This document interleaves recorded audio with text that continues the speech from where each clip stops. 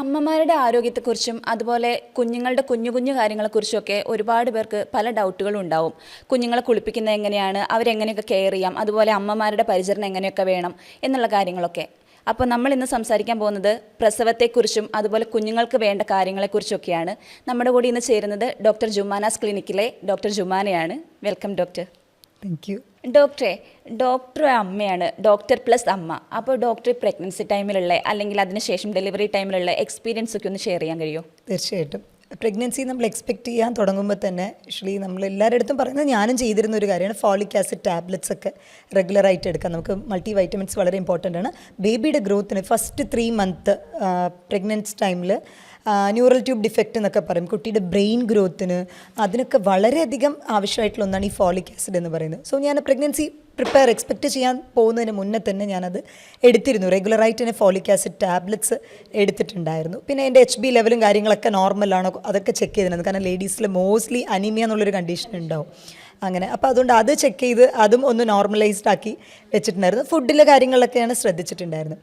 പിന്നെ pregnancy expect ചെയ്യുന്ന സമയത്ത് എല്ലാവർക്കും ഉള്ളൊരു ഇതാണ്, നമ്മൾ കാർഡ് ചെക്ക് ചെയ്യും. ഒരു 10 ഡേയ്സ് നമ്മൾ നീങ്ങിക്കഴിയുമ്പോൾ തന്നെ expected date, last menstrual period വരുന്ന ഡേറ്റിൽ ഒരു 10 ഡേയ്സ് ഇങ്ങോട്ട് മാറിക്കഴിയുമ്പോൾ നമ്മൾ കാർഡ് ടെസ്റ്റ് ചെയ്യും. അപ്പോൾ കാർഡ് ടെസ്റ്റ് ചെയ്യുമ്പോൾ ചിലപ്പോൾ 10 ഡേയ്സിനുള്ളിൽ തന്നെ ഒരു പീരീഡ് കാൽക്കുലേറ്റ് ചെയ്യുന്നതിൽ വലിയ വ്യത്യാസം ഉണ്ടാവും. അപ്പോൾ അതിൽ ചിലപ്പോൾ മൈൽഡ് ലൈനായിരിക്കും വരുന്നുണ്ടാവുക. അപ്പോൾ തന്നെ ഇപ്പോൾ ഓവർ കൺസേൺ ആണ്. നമുക്ക് പണ്ടത്തെ കാലത്ത് അങ്ങനെ ഒരുപാട് ടെസ്റ്റുകളൊന്നുമില്ല. അപ്പോൾ ഓവർ കൺസേൺ ആവും. എഗെയിൻ അപ്പം തന്നെ പോയി, അതായത് ഒരു 2-3 വീക്സിനുള്ളിൽ തന്നെ എഗെയിൻ പോയി സ്കാൻ എടുക്കും. ചിലർക്കതിൽ ഇപ്പോൾ വജൈനൽ സ്കാനിങ് ആയിരിക്കും ചെയ്യുന്നുണ്ടാവുക. അങ്ങനെയുള്ള സമയത്ത് ബ്ലീഡിങ് ആവും.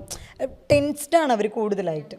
അപ്പോൾ എന്നോട് ചോദിക്കുകയാണെങ്കിൽ ഞാൻ പറയണത്, ഞാൻ പേഴ്സണലി ഞാൻ തന്നെ ചെയ്തത്, ഞാൻ കാർഡ് ടെസ്റ്റ് ചെയ്തത് തന്നെ ഒരു 10 to 12 ഡേയ്സ് കഴിഞ്ഞിട്ടാണ് കാർഡ് ടെസ്റ്റ് ചെയ്ത് നോക്കിയത്. പോസിറ്റീവ് തിക്ക് കാർഡ് ലൈൻ വന്നപ്പോൾ വെയിറ്റ് ചെയ്തു. ജസ്റ്റ് നമ്മളൊരു 50 ഡേയ്സ് ആയി കഴിയുമ്പോൾ കുട്ടിയുടെ ഹാർട്ട് ബീറ്റ് ക്ലിയർ ആയിട്ട് നമുക്ക് കിട്ടും. അപ്പം നമ്മൾ 50 ഡേയ്സ് കഴിഞ്ഞിട്ടാണോ ചെക്ക് ചെയ്യേണ്ടത്? 2 മന്ത്സ് ഒരു സ്കാൻ ചെയ്യുമ്പോൾ നമ്മൾ അങ്ങനെയാണ് ചെയ്യുക. 2 മന്ത്സ് കഴിഞ്ഞ് സ്കാൻ ചെയ്യുമ്പോൾ നമുക്ക് ഇൻട്രാവജനൽ സ്കാനിങ് ചെയ്യണമെന്ന് ആവശ്യമില്ല, അബ്ഡോമിനൽ സ്കാനിങ് ചെയ്യാൻ പറ്റും.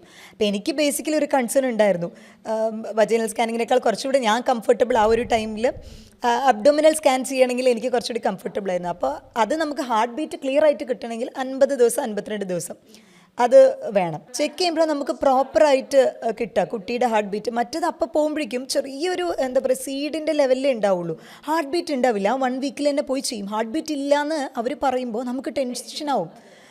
കുട്ടി അബോർഷൻ സ്റ്റേജ് ആയോ, കുട്ടിക്ക് വളർച്ചയില്ലേ, ഒരുപാട് കാര്യങ്ങൾ നമ്മൾ ഓവർ തിങ്ക് ചെയ്യും. നമ്മുടെ തോട്ട്സ് ഇമ്പോർട്ടൻ്റ് ആണ് കേട്ടോ. കാരണം ഇതൊക്കെ നമ്മുടെ കുട്ടീനെ മൈൻഡ് ഇതിൽ എഫക്റ്റ് ചെയ്യും.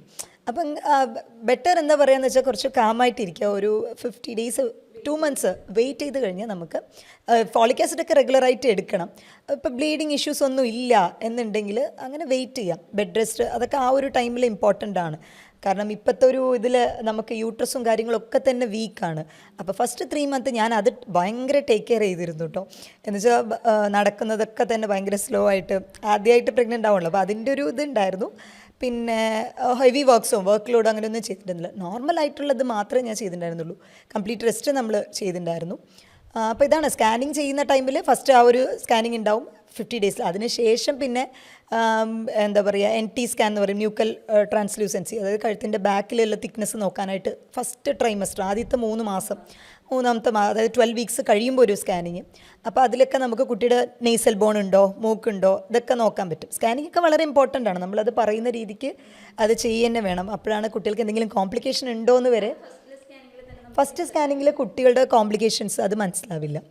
നമുക്ക് ആദ്യത്തെ ഒരു 3 മന്തിൽ എടുക്കുന്ന സ്കാനിങ്ങിൽ മൂക്കിൻ്റെ തണ്ടുണ്ടോ എന്ന് നോക്കും, നീസൽ ബോൺ. കാരണം ചില കുട്ടികളിൽ ഇപ്പോൾ എന്തെങ്കിലും ജനറ്റിക്കലായിട്ട് പ്രശ്നമുള്ളതാണ്. അപ്പോൾ അവർക്ക് ഈ മൂക്കിൻ്റെ തണ്ട് ഉണ്ടാവില്ല. അപ്പോൾ അങ്ങനെയുള്ള കണ്ടീഷനിൽ ചിലപ്പോൾ കുട്ടീനെ അബോർട്ട് ചെയ്യാൻ തന്നെ അവർ പറയും. അപ്പോൾ അത് അവർ നോക്കും. പിന്നെ അതേപോലെ കഴുത്തിൻ്റെ ബാക്കിലുള്ള തിക്നെസ് NT എന്ന് പറയും, ന്യൂക്കൽ ട്രാൻസ്ലൂസൻസി, അതും നോക്കും. ഇത് മാത്രമേ നോക്കുള്ളൂ. അനോമലി സ്കാനിങ് എന്ന് പറയുന്നതാണ് കുട്ടികളുടെ, അതായത് അവയവങ്ങൾക്ക് എന്തെങ്കിലും പ്രശ്നമുണ്ടോ, ഹാർട്ടിന്, കിഡ്നിക്ക്, ബ്രെയിൻ ഗ്രോത്ത് ഒക്കെ ഡെവലപ്ഡ് ആണോ, കൈയും കാലുകളൊക്കെ ഇതൊക്കെ അറിയുന്നത് 5th മന്ത് സ്കാനിങ്ങിലാണ്. 20 വീക്സ് ആ ഒരു ടൈമിൽ കുട്ടീനെ നമുക്ക് ഏകദേശം ഫുള്ള് നമുക്ക് അവർ കാണിച്ചു തരും. അപ്പോൾ ആ ടൈമിൽ എന്തെങ്കിലും പ്രശ്നം ഉണ്ടെന്നാണെങ്കിൽ നമുക്ക് അബോർഷനൊന്നും പോസിബിൾ ആയിരിക്കില്ലല്ലോ? ഇല്ല, 5th മന്തിലും അബോർഷൻ പോസിബിളാണ്. അതിന് മുന്നേ തന്നെ അവർ കുറേ ചെക്കിങ് ചെയ്യും. ബ്ലഡ് ടെസ്റ്റിലൊക്കെ നമ്മൾ നോക്കാൻ പറ്റും. ഡൗൺ സിൻഡ്രോം ടെസ്റ്റുകളൊക്കെ ഉണ്ട്. അപ്പോൾ അതൊക്കെ അവോയ്ഡ് ചെയ്യാനാണ് നമ്മൾ ഈ ഫോളിക് ആസിഡ് ടാബ്ലറ്റ്സ് ഒക്കെ എടുക്കാൻ പറയുന്നത്. ഇപ്പോൾ ജനറ്റിക്കലി എന്തെങ്കിലും പ്രശ്നമുള്ളതാണെങ്കിൽ 5th മന്ത് ഇതിലും അവർ പോസിബിളാണ്. അതിലാണ് നമ്മൾ 3rd മന്തിൽ നോക്കുന്നത്. അതിലിപ്പോൾ ഈ നേസൽ ബോണൊക്കെ അതിൻ്റെ ഒരു ഡിപ്പെൻഡൻസിയാണ്. അതുപോലെ NT ഇതിലൊക്കെ പ്രശ്നമുണ്ടെന്ന് അറിയുകയാണെങ്കിൽ എഗെയിൻ ഒരു 1 വീക്കിൽ എഗെയിൻ അവർ ഒന്നുകൂടെ ബ്ലഡ് ടെസ്റ്റോ അതേപോലെ തന്നെ ആംനിയോട്ടിക് ഫ്ലൂയിഡ് ചിലർക്ക് അത് എടുത്ത് ടെസ്റ്റ് ചെയ്ത് നോക്കും, എന്തെങ്കിലും ജനിതകപരമായിട്ടുള്ള പ്രശ്നമുണ്ടോ എന്ന് പറഞ്ഞിട്ട്. അബോർഷൻ വേണ്ട കേസസ് ആണെങ്കിൽ അവരത് പറയും. അങ്ങനെയല്ല, അതിലൊക്കെ നോർമലാണെങ്കിൽ പിന്നെ അടുത്ത് നമുക്ക് മറ്റ് ഓർഗൻസ് ഒക്കെ നോർമലാണോ എന്ന് അറിയുന്നത്. അത് ഹാർട്ടിൻ്റെ ചേമ്പേഴ്സ് വരെ 4 അറകളുണ്ടല്ലോ, അതുവരെ പ്രോപ്പർ ബ്ലഡ് സർക്കുലേഷൻ കറക്റ്റാണോ എന്നൊക്കെ കൃത്യമായി അറിയുന്നത് ഈ അനോമലി സ്കാനിങ്. എന്നിട്ടാണ് നമുക്ക് ഉറപ്പിക്കാൻ പറ്റുള്ളൂ ഓക്കെ ഓൾമോസ്റ്റ് ഹെൽത്തി ആണ് ബേബി എന്നുള്ളത്. പിന്നെ അതിൽ തന്നെ ചിലർക്ക് വെയിറ്റ് കുറയും, ചില ബേബീസിന് വെയിറ്റ് കുറയണം, പക്ഷേ പിന്നീട് വെയിറ്റ് കയറി വരും. നമ്മളത് ടെൻഷൻ അടിക്കേണ്ട കാര്യമില്ല. ആ ഒരു ഏജിലുള്ള വെയിറ്റ് ഒരു ചെറിയൊരു ലെവലിൽ കുറവാണ് എന്നുണ്ടെങ്കിലും നമ്മൾ പ്രോപ്പറായിട്ട് ന്യൂട്രീഷ്യസ് ആയിട്ട് ഭക്ഷണം കഴിക്കാനായിട്ട് ശ്രദ്ധിക്കുക. കാരണം പ്രഗ്നൻ്റ് ആവുന്ന ടൈമിൽ ഓവർ വെയിറ്റ് ആണെന്നുണ്ടെങ്കിൽ ചില ലേഡീസ് എന്ത് ചെയ്യും, ഡെലിവറി ടൈമിൽ അതൊരു കോംപ്ലിക്കേഷൻ ഉണ്ടാവും, അതൊരു ടെൻഷൻ ഉണ്ടാവും. അപ്പോൾ എന്ത് ചെയ്യും, മാക്സിമം ഫുഡ് റെസ്ട്രിക്ഷൻ ചെയ്യും. അപ്പോൾ പ്രോപ്പറായിട്ടുള്ള ന്യൂട്രീഷൻ കിട്ടില്ല. വെള്ളമൊക്കെ ധാരാളം കുടിക്കാനായിട്ട് ശ്രദ്ധിക്കണം. നമുക്ക് എല്ലാ ഫുഡും എടുക്കാം, ജങ്ക് ഫുഡ്സ് പരമാവധി ഒഴിവാക്കിയിട്ട് ബാക്കി നമ്മുടെ വീട്ടിൽ പ്രിപ്പയർ ചെയ്യുന്ന നല്ല ഹെൽത്തി ആയിട്ടുള്ള ഫുഡുകളെല്ലാം തന്നെ, ഇലക്കറികൾ അതൊക്കെ റെഗുലറായിട്ട് എടുക്കാനായിട്ട് പറ്റും. മുരിങ്ങയുടെ ഇലയൊക്കെ വളരെ എഫക്റ്റീവാണ്. അത് 3rd ട്രൈമസ്റ്ററിൽ, അതായത് ഈ 5th മന്ത് 6th മന്ത് കഴിഞ്ഞതിന് ശേഷം എടുക്കുമ്പോൾ, കാരണം ആഫ്റ്റർ ഡെലിവറി പ്രോപ്പറായിട്ട് പാല് ഉണ്ടാവുന്നില്ല എന്നുള്ളത് പലർക്കും ഒരു കംപ്ലയിൻ്റാണ്. അപ്പോൾ സാധാരണ ആളുകൾ കഴിക്കുന്നത് ഈ ഒരു മുരിങ്ങയുടെ ഇലയാണ്. അത് അത്രയും എഫക്റ്റീവാണ്. അയൺ റിച്ച് ആണ്, കാൽഷ്യം റിച്ച് ആണ്. അപ്പോൾ എല്ലാവർക്കും മട്ടൺ, ചിക്കൻ അല്ലെങ്കിൽ ബീഫ് ഇത് തന്നെ കഴിക്കാൻ പറ്റിയെന്ന് വരില്ല, സാധാരണപ്പെട്ട ആളുകളുണ്ട്. അപ്പോൾ അവർക്ക് എളുപ്പം എന്ന് പറയുന്നത് ഇതാണ്, അയണും കാൽഷ്യം റിച്ച് ആയിട്ടുള്ള മുരിങ്ങയുടെ ഇല. അത് ആ ടൈമിൽ തന്നെ ലാസ്റ്റ് ട്രൈമസ്റ്ററിൽ തന്നെ നമ്മൾ എടുക്കാൻ തുടങ്ങുമ്പോൾ ആഫ്റ്റർ ഡെലിവറി പാലൊക്കെ പ്രോപ്പറായിട്ട് ഔട്ട്പുട്ട് പുറത്തോട്ട് വരാൻ നല്ല ഹെൽപ്ഫുള്ളാണ്. ഈ പ്രഗ്നൻസി ടൈമിൽ ചില ഫ്രൂട്ട്സ് ഒക്കെ അവോയ്ഡ് ചെയ്യണമെന്ന് പറയാറില്ലേ? പപ്പായ അങ്ങനത്തെ ഫ്രൂട്ട്സ് ചിലത് പറയുന്നുണ്ട്. ഓരോ പീസ് കഴിക്കുന്നതുകൊണ്ടൊന്നും കുഴപ്പമില്ല. ഇതൊക്കെ ഫസ്റ്റ് ട്രൈമസ്റ്ററിലാണ് പിന്നെയും പറയുക. അതായത് ഈ പപ്പായ കഴിക്കുന്നതുകൊണ്ട് അബോർഷനാവും, അതൊക്കെ എന്താ പറഞ്ഞാൽ അതിലുള്ള ആ ഒരു കണ്ടൻ്റാണ് അവർ പറയുന്നത്. അത് അങ്ങനെ അത് അബോർഷൻ ആവണമെന്നുണ്ടെങ്കിൽ നമ്മൾ ചിലപ്പോൾ 1 kg കഴിക്കേണ്ടി വരും. അപ്പോൾ അതൊന്നും പോസിബിൾ അല്ല. അത്ര ഇതൊക്കെ ചെറിയ തോതിൽ നമുക്ക് കഴിക്കാം. അതേപോലെ പൈനാപ്പിൾ, അത് എന്താ പറയുക, നമ്മൾ പൈനാപ്പിളൊക്കെ പീരിയഡ് സ്റ്റിമുലേറ്റ് ചെയ്യുന്ന ഒന്നാണ്. അതിൽ ബ്രോമിലിൻ എന്നുള്ള കണ്ടൻറ് ഉണ്ട്, എൻസൈം ഉണ്ട്. അപ്പോൾ അതും പറയാറുണ്ട് പൈനാപ്പിൾ കഴിക്കരുത്. 1 പീസോ 2 പീസോ കഴിക്കുന്നതുകൊണ്ട് കുഴപ്പമൊന്നും ആവില്ല. അതുപോലെ ചിലർ പറയും ചിക്കന് ഭയങ്കര ചൂടാണ്, ഹീറ്റാണ്, സോ ഫസ്റ്റ് ട്രൈമസ്റ്ററിൽ അത് കഴിച്ചു കഴിഞ്ഞാൽ അബോർഷനാവും. അതൊക്കെ മിത്സാണ്. അങ്ങനെയൊന്നുമില്ല. ചിക്കനൊക്കെ വളരെ ലീൻ പ്രോട്ടീനാണ്, വളരെ നല്ലതാണ്. ചിക്കൻ കഴിക്കുന്നതുകൊണ്ടോ അല്ലെങ്കിൽ പപ്പായ കഴിക്കുന്നതുകൊണ്ടോ ചെറിയ തോതിൽ കഴിക്കാം. ചിക്കനൊക്കെ ധാരാളം കഴിക്കാം, ഒരു കുഴപ്പമില്ല. അതൊന്നും ഒരുപാട് നമ്മൾ ബൾക്കായിട്ട് എന്തൊരു കാര്യം അമിതമായാൽ അമൃതവും വിഷമൊന്നും നമ്മൾ പറയില്ല. ആ ഒരു ലെവലിലോട്ട് പോകാതിരുന്ന 1-2 പീസ് കഴിക്കുന്നുണ്ട് ഒരിക്കലും അബോർഷൻ ഉണ്ടാവില്ല. അത് മിത്സ് മാത്രമാണ്, നമ്മുടെ ഒരു ധാരണയാണ് അങ്ങനെ. പപ്പായ കുറേ കഴിക്കണം, എല്ലാ ദിവസവും കുറേ കഴിച്ചാൽ ഈ പീരീഡ് സ്റ്റിമുലേറ്റ് ചെയ്യുന്നതിന് അങ്ങനെയാണ് കേട്ടോ. പീരീഡ് സ്റ്റിമുലേറ്റ് ചെയ്യാനായിട്ട് നമ്മൾ പപ്പായ റെഗുലറി എടുക്കാൻ പറയുമ്പോഴും നമ്മളത് 10 ദിവസമൊക്കെ എടുക്കണം റെഗുലർ. അപ്പോൾ എപ്പോഴെങ്കിലും ഒരിക്കൽ 1-2 പീസ് എടുക്കുന്നതുകൊണ്ട് ഒരു കുഴപ്പമില്ല. അതേപോലെ പലർക്കുള്ളൊരു കൺസേൺ ആണ്, പ്രഗ്നൻ്റ് ആയി കഴിയുമ്പോൾ തന്നെ ഡെലിവറി നോർമൽ ഡെലിവറി ആവോ, സിസേറിയൻ ആയിക്കഴിഞ്ഞാൽ കോംപ്ലിക്കേഷൻ ആവോ, ഇതൊക്കെ ഉണ്ട്. പിന്നെ ആൾക്കാരുടെ ഒരു ജഡ്ജ്മെൻറ്റും, അല്ലെങ്കിൽ ഇപ്പോൾ എന്താ പറയുക, ചിലർ പറയും പ്രോപ്പർ നടക്കാത്തതുകൊണ്ടാണ്, നീ എക്സസൈസ് ചെയ്യാത്തതുകൊണ്ടാണ് സിസേറിയൻ. അങ്ങനെയല്ല. കുട്ടിയുടെ ഗ്രോത്ത് കറക്റ്റ് വന്ന് കുട്ടിയുടെ തല ഇറങ്ങി വന്ന് എല്ലാ പൊസിഷൻ നോർമലായി ഇരുന്നാലും ചിലപ്പോൾ ലാസ്റ്റ് ഘട്ടത്തിൽ നോക്കുമ്പോൾ ഈ അംബിലിക്കൽ കോഡ് എന്ന് പറയും, കുട്ടിയുടെ ആ ഒരു കോഡ്, അത് ചിലപ്പോൾ കഴുത്തിന് ചുറ്റും. അപ്പോൾ അങ്ങനെയുള്ള ചില കണ്ടീഷനിൽ സിസേറിയൻ ചെയ്യേണ്ടി വരും. പക്ഷേ ഇപ്പോഴത്തെ ഒരു ഇതിൽ പറയുകയാണെങ്കിൽ മാക്സിമം, ഇപ്പോൾ എൻ്റെ ഒരു ഡെലിവറി എക്സ്പീരിയൻസ് പറയുകയാണെങ്കിൽ, എൻ്റെ കൂടെ അവിടെ ആ റൂമിലിരുന്നതിൽ ഞാനും ഇനിയൊരു ഡോക്ടറും, ഇവർ 2 പേർക്കും മാത്രം നോർമൽ ഡെലിവറി ആയത് കേട്ടോ, ബാക്കി എല്ലാം സിസേറിയൻ ആയിരുന്നു. അപ്പോൾ ഇപ്പം മാക്സിമം അതൊരു ഹോസ്പിറ്റലിൻ്റെ ബെനിഫിറ്റായിട്ട് കണക്കാക്കണോ എന്താണെന്നറിയില്ല, എല്ലാവരെയും സിസേറിയനിലോട്ട് സ്റ്റിമുലേറ്റ് ചെയ്യണം. നമുക്ക് അതിനെക്കുറിച്ച് ഒരു അവയർനെസ് ഉള്ളത് കൊണ്ട് അതെ നമുക്ക് പിടിച്ചെടുക്കാൻ പറ്റും. ചില കേസസ് തീരെ അവബോധം ഇല്ലാത്തവരുണ്ട് കേട്ടോ. ഇപ്പോൾ എൻ്റെ ആ ഒരു ടൈമിൽ നോക്കുമ്പോൾ ഈ മഷി ഇളകി വരിക എന്ന് പറയും, മെക്കോണിയം സ്പ്രെഡ് ചെയ്ത്. അപ്പോൾ ഡേറ്റ് കഴിയുമ്പോഴാണ് ഈ പ്രശ്നം വരിക. അതായത് നമ്മൾ പീരീഡിൻ്റെ ഡേറ്റ് എപ്പോഴും പ്രോപ്പർ കാൽക്കുലേറ്റ് ചെയ്യണം. ലാസ്റ്റ് മെൻസ്ട്രൽ പീരീഡ് എന്ന് പറയും. ഇപ്പോൾ April 4 അല്ലെങ്കിൽ April 5 എപ്പോഴാണ് നിങ്ങളുടെ പീരീഡ് ലാസ്റ്റായിട്ട് ആയതെന്നുള്ളത് കറക്റ്റ് അറിഞ്ഞിരിക്കണം. ചിലർക്കത് മിസ്സായി പോവും. അങ്ങനെ മിസ്സായി പോകുമ്പോൾ എന്താ കുഴപ്പമെന്ന് പറയുമ്പോൾ ഡേറ്റ് നീണ്ടുപോകും. ഈ 38 വീക്സാണ് നമ്മുടെ പ്രഗ്നൻസി ടൈം എന്ന് പറയുന്നത്, 38 to 40 വീക്സ്. അപ്പോൾ അത് കഴിഞ്ഞ് പോകുമ്പോൾ കുട്ടി ഉള്ളിൽ തന്നെ മഷി ഇറക്കും, മെക്കോണിയം എന്ന് പറയും, ആദ്യത്തെ മോഷൻ അവിടെ പാസ്സാവും. അങ്ങനെ ചെയ്യുന്ന ടൈമിൽ വയറിന് ചുറ്റും ഒരു നീലിച്ച്, ഞാൻ എൻ്റെ കണ്ണുകൊണ്ട് നേരിട്ട് കണ്ടത് തന്നെയാണ്. ആ കൂട്ടത്തിൽ ഡേറ്റ് മാറിപ്പോയി. അതൊക്കെ എമർജൻസി സിസേറിയൻ ചെയ്യേണ്ട കണ്ടീഷനാണ്. കാരണം ഈ മഷി ഇളകിയിട്ട് ആ മെക്കോണിയം കുട്ടി അത് വലിച്ചെടുക്കുമ്പോൾ പിന്നീട് അങ്ങനെ ജനിക്കുന്ന കുട്ടികൾക്കാണ് ഈ ഓട്ടിസം പോലുള്ള പ്രശ്നങ്ങൾ വരുന്നത്. അവരുടെ ബ്രെയിൻ ഗ്രോത്തിനെ അത് ഡെവലപ്മെൻറ്റിനെ എഫക്റ്റ് ചെയ്യും. എത്രയും പെട്ടെന്ന് തന്നെ എമർജൻസി ആയിട്ട് സിസേറിയൻ ചെയ്യേണ്ട കണ്ടീഷനാണ്. ഈ മഷി കുടിച്ചിട്ട് കുഞ്ഞുങ്ങൾ മരിക്കുന്നു എന്നുള്ളൊരു കണ്ടീഷനൊക്കെ ഉണ്ടല്ലോ. അതെ അതെ അതെ, അതാണ് അത് എമർജൻസി ആയിട്ട് സിസേറിയൻ ചെയ്യേണ്ടത്. അല്ലെങ്കിൽ കുട്ടി അവിടെ എന്താ പറയുക, കുട്ടിക്ക് ശ്വാസം കിട്ടാതെയാവും.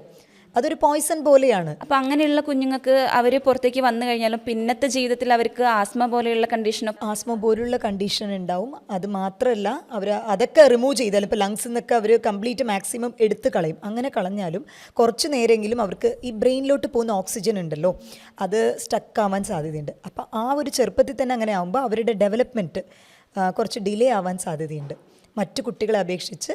ഇപ്പോൾ നമ്മൾ ഓട്ടിസം അല്ലെങ്കിൽ ഇത് റിലേറ്റഡ് ആയിട്ട് വരുന്ന ഡെവലപ്മെൻറ്റൽ ഡിലേ വരുന്ന കുട്ടികളുണ്ടല്ലോ, അങ്ങനെയുള്ളവർക്ക് നമ്മൾ ആദ്യം ഹിസ്റ്ററി എടുക്കുന്നത് ഇതാണ്. ഞാൻ ആദ്യം ചോദിക്കുന്നത് ഇതാണ്, നമ്മൾ ഡെലിവറി ടൈമിൽ ഡിലേ ആയിരുന്നോ, അല്ലെങ്കിൽ കുട്ടി പുറത്ത് വന്നതിന് ശേഷമാണോ മഷി ഇറക്കിയത്, അതോ ഉള്ളിൽ തന്നെ മഷി ഇറക്കിയോ, എന്തായിരുന്നു സിസേറിയൻ ചെയ്യാനുള്ള റീസൺ എന്ന് പറഞ്ഞു. അപ്പോൾ അത് സിസേറിയൻ എമർജൻസിയാണ്. അല്ലാതെ ചിലരെന്താ വെച്ചാൽ ഒന്ന് നോർമൽ ഡെലിവറി പേടിച്ചിട്ട് ചിലർ സിസേറിയൻ ചെയ്യുന്നതുണ്ട്. അപ്പോൾ അതിൻ്റെ ആവശ്യമില്ല സത്യം പറഞ്ഞാൽ. അത് ലൈഫ് ടൈം വൺസ് എക്സ്പീരിയൻസ് ചെയ്യുന്നതുകൊണ്ട് ഒരു കുഴപ്പമില്ല, നമ്മളെ കൊണ്ട് അത് പറ്റും, ഡെഫിനറ്റ്ലി പറ്റും. നമ്മൾ പീരിയഡ് ടൈം വരുന്ന ഒരു പെയിൻ കുറച്ചുകൂടെ സിവിയറായ ഒരു 10 ടൈംസ് കൂടി എങ്ങനെ ഉണ്ടാവും ആ ഒരു ലെവൽ തന്നെ ആയിരിക്കും ഡെഫിനറ്റ്ലി. അത് നമ്മളെ കൊണ്ട് ടോളറേറ്റ് ചെയ്യാൻ പറ്റുന്ന ഒന്ന് തന്നെയാണ്. അത് പേടിച്ചാണ് പലരും ചെയ്യുന്നത്. പിന്നെ ഇപ്പോൾ അതിലും എപ്പിഡ്യൂറൽ ചെയ്യുന്നവരുണ്ട്. ഇപ്പോൾ പെയിൻലെസ് ആയിട്ടുള്ള ഡെലിവറി ഒക്കെ പോസിബിളാണ്. നോർമൽ ഡെലിവറി തന്നെ, വജൈനൽ ഡെലിവറി തന്നെ അവർ പെയിൻലെസ് ആയിട്ട് പോസിബിളാണ്. അതും അതേപോലെ തന്നെ ഇപ്പോൾ സിസേറിയൻ ചെയ്യുന്ന ടൈമിൽ സിസേറിയൻ ചെയ്ത് കഴിഞ്ഞാൽ അതിൻ്റെ കോംപ്ലിക്കേഷൻസും ഉണ്ട്, നോർമൽ ഡെലിവറിയിലും ഉണ്ട്.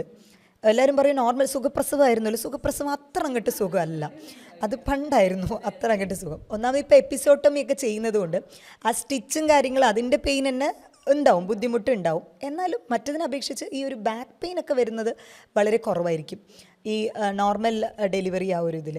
പിന്നെ സിസേറിയൻ വരുമ്പോൾ നമുക്ക് ഇപ്പോൾ ഒരു delivery okay, again second third delivery ഇതാക്കുമ്പോൾ സ്റ്റിച്ച് ഒരു ഓർഗന് നമ്മൾ നോർമലായിട്ട് വരുന്നതും സ്റ്റിച്ച് ഇട്ട് ഇതാക്കുന്നതും ചിലർക്ക് ഇപ്പോൾ യൂട്രസ് പ്രൊലാപ്സ് ഉണ്ടാവാനുള്ള സാധ്യത അങ്ങനെയൊക്കെ കൂടുതലുണ്ട്. അപ്പോൾ എമർജൻസിയോ ആവശ്യമുള്ളതാണെങ്കിൽ സിസേറിയനിലോട്ട് പോവാം, അല്ലെങ്കിൽ നമുക്ക് നോർമൽ ഡെലിവറി തന്നെ ട്രൈ ചെയ്യാം.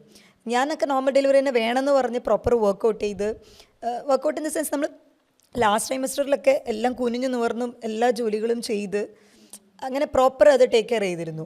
പിന്നെ അതേപോലെ ടോയ്ലറ്റ്സ് യൂസ് ചെയ്യുമ്പോൾ ഇന്ത്യൻ ടോയ്ലറ്റ്സ് കുറച്ചുകൂടെ ബെസ്റ്റാണ് as compare to western last ഇതിൽ. കാരണം ആ സ്ക്വേറ്റിംഗ് പൊസിഷൻ നല്ലതാണ്. ശ്രദ്ധിച്ചൊക്കെ യൂസ് ചെയ്യുകയാണെങ്കിൽ അത് വളരെ നല്ലതാണ്. കുട്ടിയുടെ തലയൊക്കെ പ്രോപ്പർ ഇറങ്ങി വരാനും അങ്ങനെ ഇതിനൊക്കെ ആയിട്ട് അത് ചിലരുടെ ഇതുണ്ട് കേട്ടോ, കുട്ടിയുടെ തല തിരിഞ്ഞായിരിക്കും ഉണ്ടാവും, കുട്ടിയുടെ ബട്ടക്സ് പോർഷൻ ആയിരിക്കും താഴെ വരുന്നുണ്ടാവുക. അപ്പോൾ അവർ ലാസ്റ്റ് വരെ നോക്കും, ഡോക്ടേഴ്സ് ലാസ്റ്റ് വരെ ഇത് ഇറങ്ങി വരുമെന്ന് നോക്കും. പക്ഷേ അത് ഇറങ്ങി വന്നില്ല എന്നുള്ള കണ്ടീഷനിൽ ഡെഫിനറ്റായിട്ടും അതും സിസേറിയൻ ചെയ്യേണ്ട ഒരു ഇതാണ്. അല്ലാതെ വെറുതെ പേടിച്ചിട്ട് സിസേറിയൻ ചെയ്യേണ്ട ആവശ്യമില്ല. അപ്പോൾ ഞാൻ പറഞ്ഞില്ല ആ ഒരു ഇതിൽ മെക്കോണിയം ആ ഒരു കുട്ടിയല്ലാണ്ട് പിന്നെ ബാക്കിയുള്ളതൊക്കെ അവർ വെറുതെ സിസേറിയൻ ആക്കിയതായിരുന്നു. എന്നോടും പറഞ്ഞു ലാസ്റ്റ് വരെ സിസേറിയൻ ആക്കാം. ഞാൻ പറഞ്ഞു ഇല്ല, എല്ലാം നോർമലാണല്ലോ, ഹാർട്ട് ബീറ്റ് എടുക്കുമ്പോൾ കുട്ടിയുടെ നോർമലാണ്, എനിക്ക് പെയിൻ പ്രോപ്പറായിട്ട് വരുന്നുണ്ട്, പിന്നെന്താ കുഴപ്പം. നമുക്ക് അതിനെക്കുറിച്ചൊരു അറിവുണ്ടെങ്കിൽ പ്രശ്നമില്ല. നമ്മൾ അവർ പേടിപ്പിക്കുമ്പോൾ നമുക്ക് ഓട്ടോമാറ്റിക്കലി കുഞ്ഞിനെന്തെങ്കിലും സംഭവിക്കുമെന്നുള്ള പേടിയായിരിക്കും കൂടുതൽ ആൾക്കാർക്ക് ഉണ്ടാവുക. കുട്ടിയുടെ ഹെൽത്തി ആയിട്ട് കുട്ടിയുടെ ഹാർട്ട് ബീറ്റ് കുറയുന്നില്ല, കുട്ടിയുടെ ഹാർട്ട് ബീറ്റ് നോർമലാണ്, എനിക്ക് പെയിൻ കൂടിക്കൊണ്ടേ വരുന്നുണ്ട്. അവർ കറക്റ്റ് നോക്കുമ്പോൾ പെയിൻ കൂടി വരണം, പെയിൻ ഇടയ്ക്ക് സ്റ്റക്ക് ആവും. ഇതാണ് എപ്പിഡൂറൽ എടുക്കുമ്പോൾ ചിലർക്കൊരു പ്രശ്നമുണ്ട്. ചിലപ്പോൾ ആ പെയിൻ വരാതാവുമ്പോൾ നമുക്ക് ആ പെയിൻ വന്നു കഴിയുമ്പോൾ പുഷ് ചെയ്യാനുള്ള ടെൻഡൻസി ഉണ്ടാവുള്ളൂ. പെയിൻ ഇല്ലാതാവുമ്പോൾ ഓട്ടോമാറ്റിക്കലി അതങ്ങനെ ആ മസിൽസ് റിലാക്സ് ആവാൻ തുടങ്ങും, സ്റ്റക്ക് ആവും ഇടയിൽ വെച്ച്. ആ കണ്ടീഷനിലും എമർജൻസി ആയിട്ട് സിസേറിയൻ ചെയ്യേണ്ടി വരും.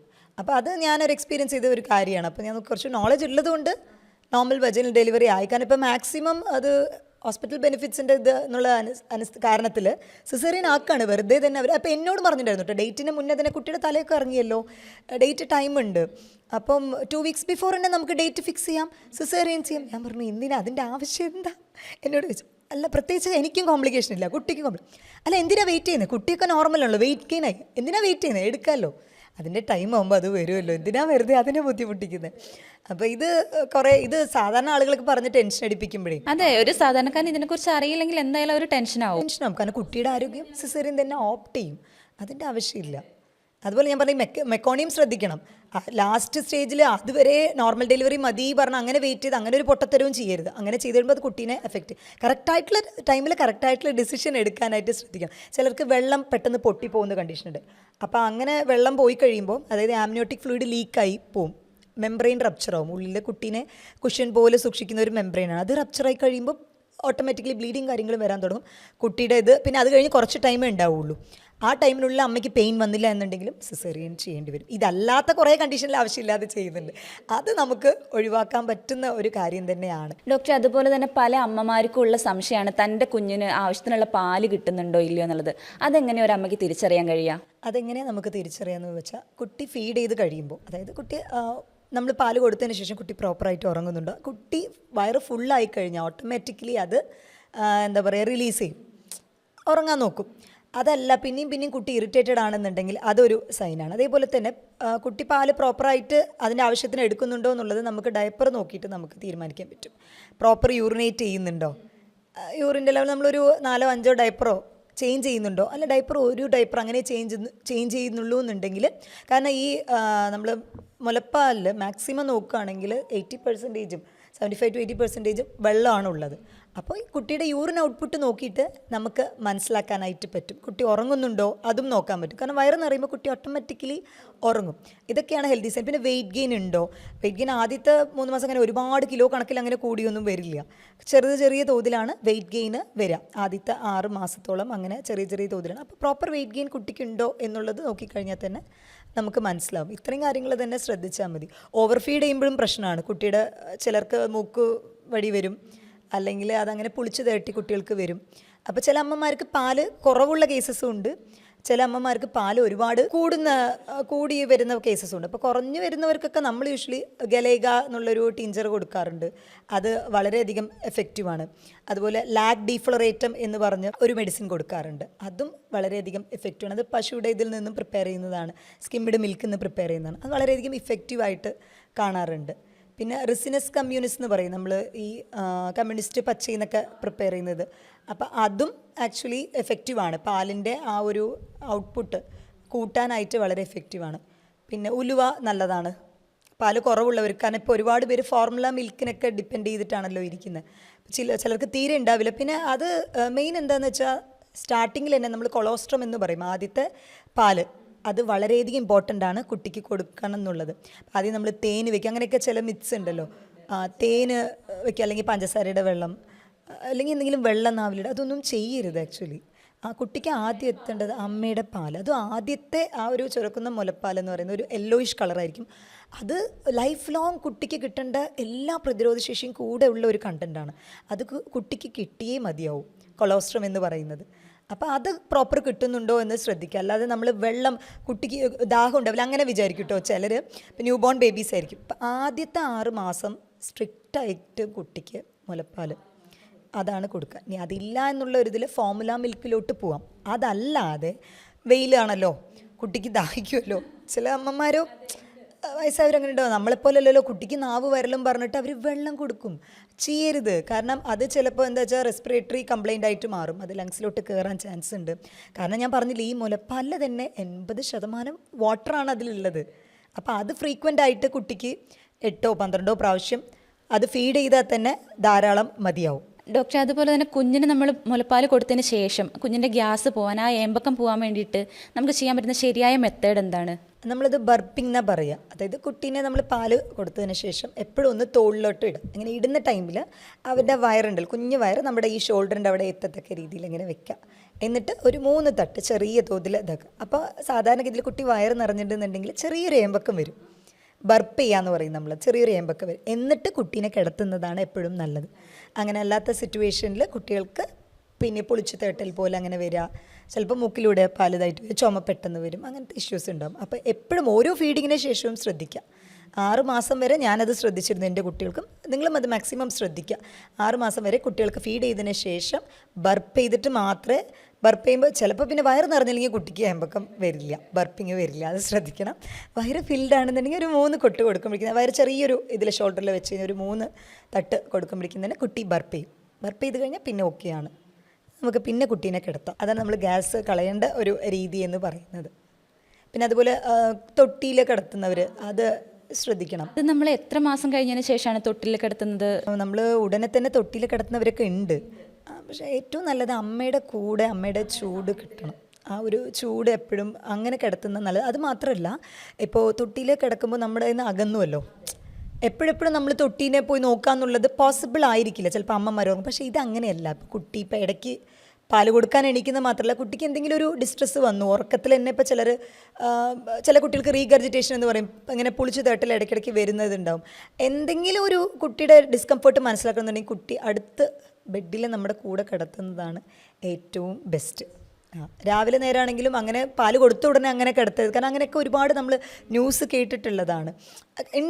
ശ്രദ്ധിക്കാതെ പോകും. അപ്പോൾ കുട്ടിക്ക് ശ്വാസം മുട്ടും. നമ്മളിങ്ങനെ കിടന്നു കഴിയുമ്പോൾ കുട്ടിക്ക് എന്താ ചെയ്യേണ്ടതെന്ന് അറിയില്ല. തൊട്ടിയിലാവുമ്പോൾ നമ്മൾ പാല് കൊടുത്തുകൊണ്ട് ചിലപ്പോൾ തട്ടാതെയൊക്കെ അങ്ങനെ കിടക്കുമ്പോൾ അത് കയറിയിട്ട് മൂക്കിൻ്റെ ഉള്ളിൽ കയറി കുട്ടി മരിച്ച സിറ്റുവേഷൻസ് ഒക്കെ ഉണ്ട്. അപ്പോൾ തൊട്ടിയിൽ കിടത്തുന്നത് സേഫ് അല്ല. ടു ബി ഫ്രാങ്ക്, ഒരു 3-4 മാസം വരെയൊക്കെ നമ്മുടെ കൂടെ തന്നെ കിടത്താണ് കുറച്ചുകൂടെ കംഫർട്ടബിൾ.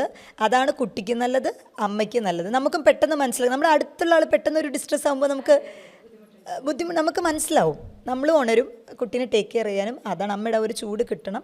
അതാണ് ഏറ്റവും നല്ലത്. തൊട്ടിൽ മാക്സിമം രാത്രി നേരങ്ങളിലെങ്കിലും പരമാവധി തൊട്ടിയിൽ കിടത്താനിരിക്കാൻ ശ്രദ്ധിക്കുക. കാരണം രാവിലെ ഇപ്പോൾ എല്ലാ സമയം വർക്കും കാര്യങ്ങളും ഉള്ളതുകൊണ്ട് ചിലപ്പോൾ ചില അമ്മമാർക്ക് പറ്റില്ല. പിന്നെ രാവിലെ എല്ലാവരും നോക്കും, കുട്ടീനെ ഇടയ്ക്കിടയ്ക്ക് വന്ന ആൾക്കാരുണ്ടാവും ചുറ്റും. അപ്പോൾ രാത്രി നേരത്ത് തൊട്ടിയിൽ കിടത്തുന്ന പരിപാടി അത് നല്ലതല്ല.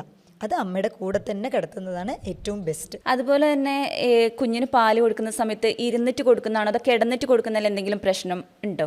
സിസേറിയൻ ചെയ്ത ആളുകൾക്ക് അവർക്ക് ഇരിക്കാനുള്ളൊരു ബുദ്ധിമുട്ട് കാരണം അങ്ങനെ പറയാറുണ്ട്. യൂഷ്വലി ആ ഒരു പൊസിഷനിൽ നിന്ന് കിടന്നിട്ട് കൊടുക്കണേക്കാളും ഇരുന്നിട്ട് കൊടുക്കുമ്പോഴാണ് പ്രോപ്പറായിട്ട് കുട്ടിക്ക് ഫീഡ് എടുക്കാനായിട്ട് പറ്റുള്ളൂ. അത് വലിച്ചു കുടിക്കാനും ആ ഒരു പൊസിഷനും ഒക്കെ പ്രോപ്പറായിട്ട്. പിന്നെ കുട്ടിയുടെ മൂക്കിൽ കയറുക അങ്ങനത്തെ ഇഷ്യൂസ് ഒന്നും വരില്ല.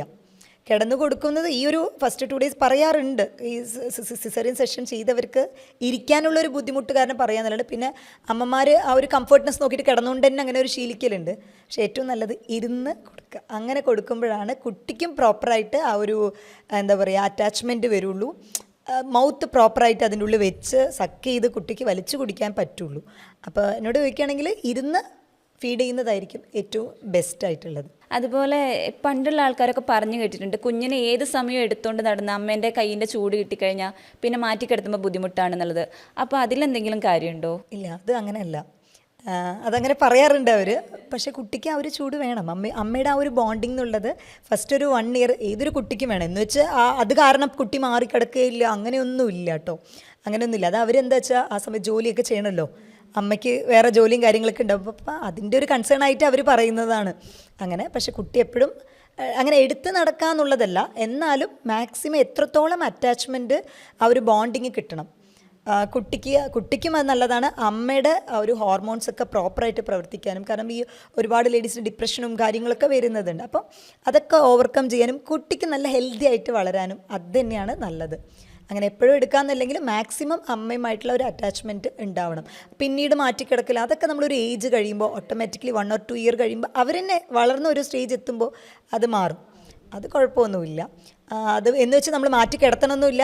അല്ലാതെ എടുത്തുകൊണ്ടിരിക്കുക. മാക്സിമം എത്രത്തോളം പറ്റുമോ കുട്ടീനെ അറ്റാച്ച്ഡ് ആയിട്ട് തന്നെ അമ്മമാർ വെക്കണം എന്നുള്ളത് തന്നെയാണ്. ഡോക്ടർ, അതുപോലെ തന്നെ കുഞ്ഞുങ്ങൾക്ക് എപ്പോൾ മുതൽ നമുക്ക് ബോട്ടിൽ ഫീഡിങ് ശീലിപ്പിക്കാൻ പറ്റും? അതിൻ്റെ ഗുണങ്ങളും ദോഷങ്ങളൊക്കെ എന്തൊക്കെയാണ്? നമ്മൾ ബോട്ടിൽ ഫീഡിങ് ഇൻ ദ സെൻസ് ഇത് 2 തരത്തിലുണ്ട്. ഒന്ന് ബ്രസ്റ്റ് മിൽക്ക് തന്നെ ബോട്ടിൽ ഫീഡ് ചെയ്യുന്നതുണ്ട്. കാരണം വർക്കിംഗ് വുമൺസ് ഒരുപാട് പേരുള്ളതുകൊണ്ട് തന്നെ. അപ്പോൾ അവർ ബ്രസ്റ്റ് പമ്പ് ഉപയോഗിച്ചിട്ടാണ് പമ്പ് ചെയ്ത് വെക്കുക. അങ്ങനെ പമ്പ് ചെയ്ത് വയ്ക്കുമ്പോൾ നമുക്ക് 4 hours വരെ സ്റ്റോർ ചെയ്യാനായിട്ട് പറ്റും. അപ്പോൾ നമുക്ക് സ്റ്റീലിൻ്റെ ബോട്ടിൽ യൂസ് ചെയ്യുന്നതായിരിക്കും നല്ലത് ആ ഒരു കണ്ടീഷനിൽ. യൂഷ്വലി നമ്മൾ പറയാറ് സ്പൂണോ അല്ലെങ്കിൽ നമ്മൾ ചെറിയൊരു ശംഖ് അതൊക്കെ യൂസ് ചെയ്തിട്ടാണ് കൊടുക്കാൻ പറയുക. കാരണം ഈ ബോട്ടിലിൻ്റെ നിപ്പിളൊക്കെ പ്രോപ്പർ തിളപ്പിച്ച് എപ്പോഴും ക്ലീൻ ചെയ്യണം. ഈ സ്പൂണോ അല്ലെങ്കിൽ ഇതാകുമ്പോൾ ജസ്റ്റ് ഒന്ന് വാഷ് ചെയ്താൽ തന്നെ അത് ക്ലീൻ ആവും. അപ്പോൾ അതുകൊണ്ടാണ് അങ്ങനെ പറയാറ്. അപ്പോൾ ഈ ശംഖാവുമ്പോൾ അത് ഹൈജീൻ ആയിരിക്കും? ശംഖാവുമ്പോൾ നമുക്ക് ചുമ്മാ ഒന്ന് വാഷ് ചെയ്താൽ തന്നെ ക്ലീൻ ആവും. നമ്മളിപ്പോൾ NICUവിലൊക്കെ പോയി കഴിഞ്ഞാൽ, അതായത് കുട്ടികൾ നിയോനേറ്റൽ ICUവിൽ പോയി കഴിഞ്ഞാൽ അവിടെ കുട്ടികളെ കൊണ്ടുപോയി കഴിഞ്ഞാൽ അവർ ബോട്ടിൽ ഫീഡിങ് അലോ ചെയ്യില്ല. അവർ മാക്സിമം അവർ പറയുക ഇത് തന്നെയാണ്. അവർ ഒരു ചെറിയൊരു ശംഖാണ് ഉണ്ടാവുക, അതിലാണ് കുട്ടികൾക്ക് അവർ ഒഴിച്ചു കൊടുക്കുക. അല്ലെങ്കിൽ സ്പൂൺ ഉപയോഗിക്കും. ഇത് രണ്ടും എന്താ വെച്ചാൽ കുട്ടികൾക്ക് വേറെ ബാക്ടീരിയൽ ഇൻഫെക്ഷൻ ഒന്നും വരാൻ ചാൻസ് ഇല്ല. മറ്റേത് നമ്മൾ പ്രോപ്പർ ക്ലീൻ ചെയ്തില്ലെങ്കിൽ വയറിന് കുട്ടിക്ക് പ്രശ്നമാവും. ശരിക്കും തിളപ്പിക്കുക തന്നെ വേണം. അതിൻ്റെ നിപ്പിളും കാര്യങ്ങളൊക്കെ പ്ലാസ്റ്റിക് ബോട്ടിലിനേക്കാളും കൂടുതൽ നല്ലത് സ്റ്റീൽ ബോട്ടിൽസ് ഇതൊക്കെ തന്നെയാണ്.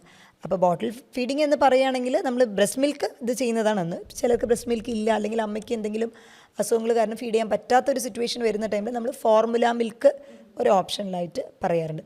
അപ്പോൾ ആദ്യത്തെ ഒരു 6 മന്ത് പശുമ്പാലൊന്നും കൊടുക്കാതിരിക്കുന്നതാണ് ടു ബി ഫ്രാങ്ക് നല്ലത്. കാരണം ഞാൻ മാക്സിമം എൻ്റെ പേഷ്യൻസിനോട് അവർക്കും അഡ്വൈസ് ചെയ്യുന്നത് തന്നെ 1 ഇയർ 1.5 ഇയർ ഇത് കഴിയുമ്പോൾ നമുക്ക് കുട്ടികളുടെ ശരീരത്തിന് ശരിക്കും പറഞ്ഞാൽ ആനിമൽ ഫുഡ് ഡൈജസ്റ്റ് ചെയ്യാനുള്ള ഒരു കപ്പാസിറ്റി ഇങ്ങനെ മെല്ലെ മെല്ലെ വരുള്ളൂ.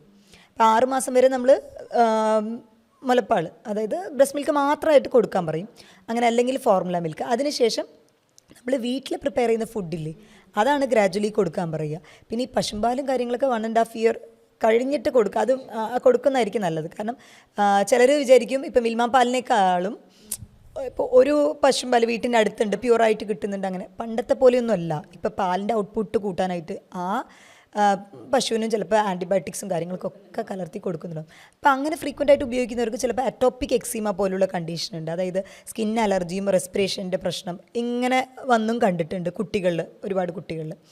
അപ്പോൾ ഞാൻ അത് ചോദിച്ച് മനസ്സിലാക്കിയിട്ട് അവരോട് പറയും, പാല് നിർത്താൻ തന്നെ പറയാറുണ്ട്. അപ്പോൾ അതുകൊണ്ട് ഫോർമുല മിൽക്ക് ഒക്കെയാണ് ഇപ്പോൾ ഇങ്ങനെ ചെയ്യുന്ന ടൈമിൽ. അപ്പോൾ യൂസ് ചെയ്യുമ്പോൾ പ്രത്യേകം ശ്രദ്ധിക്കുക. ബോട്ടിൽ ഫീഡിങ് ആകുമ്പോൾ നമുക്ക് 3 മന്ത് കഴിഞ്ഞതിന് ശേഷമൊക്കെ തുടങ്ങാം, കുഴപ്പമില്ല.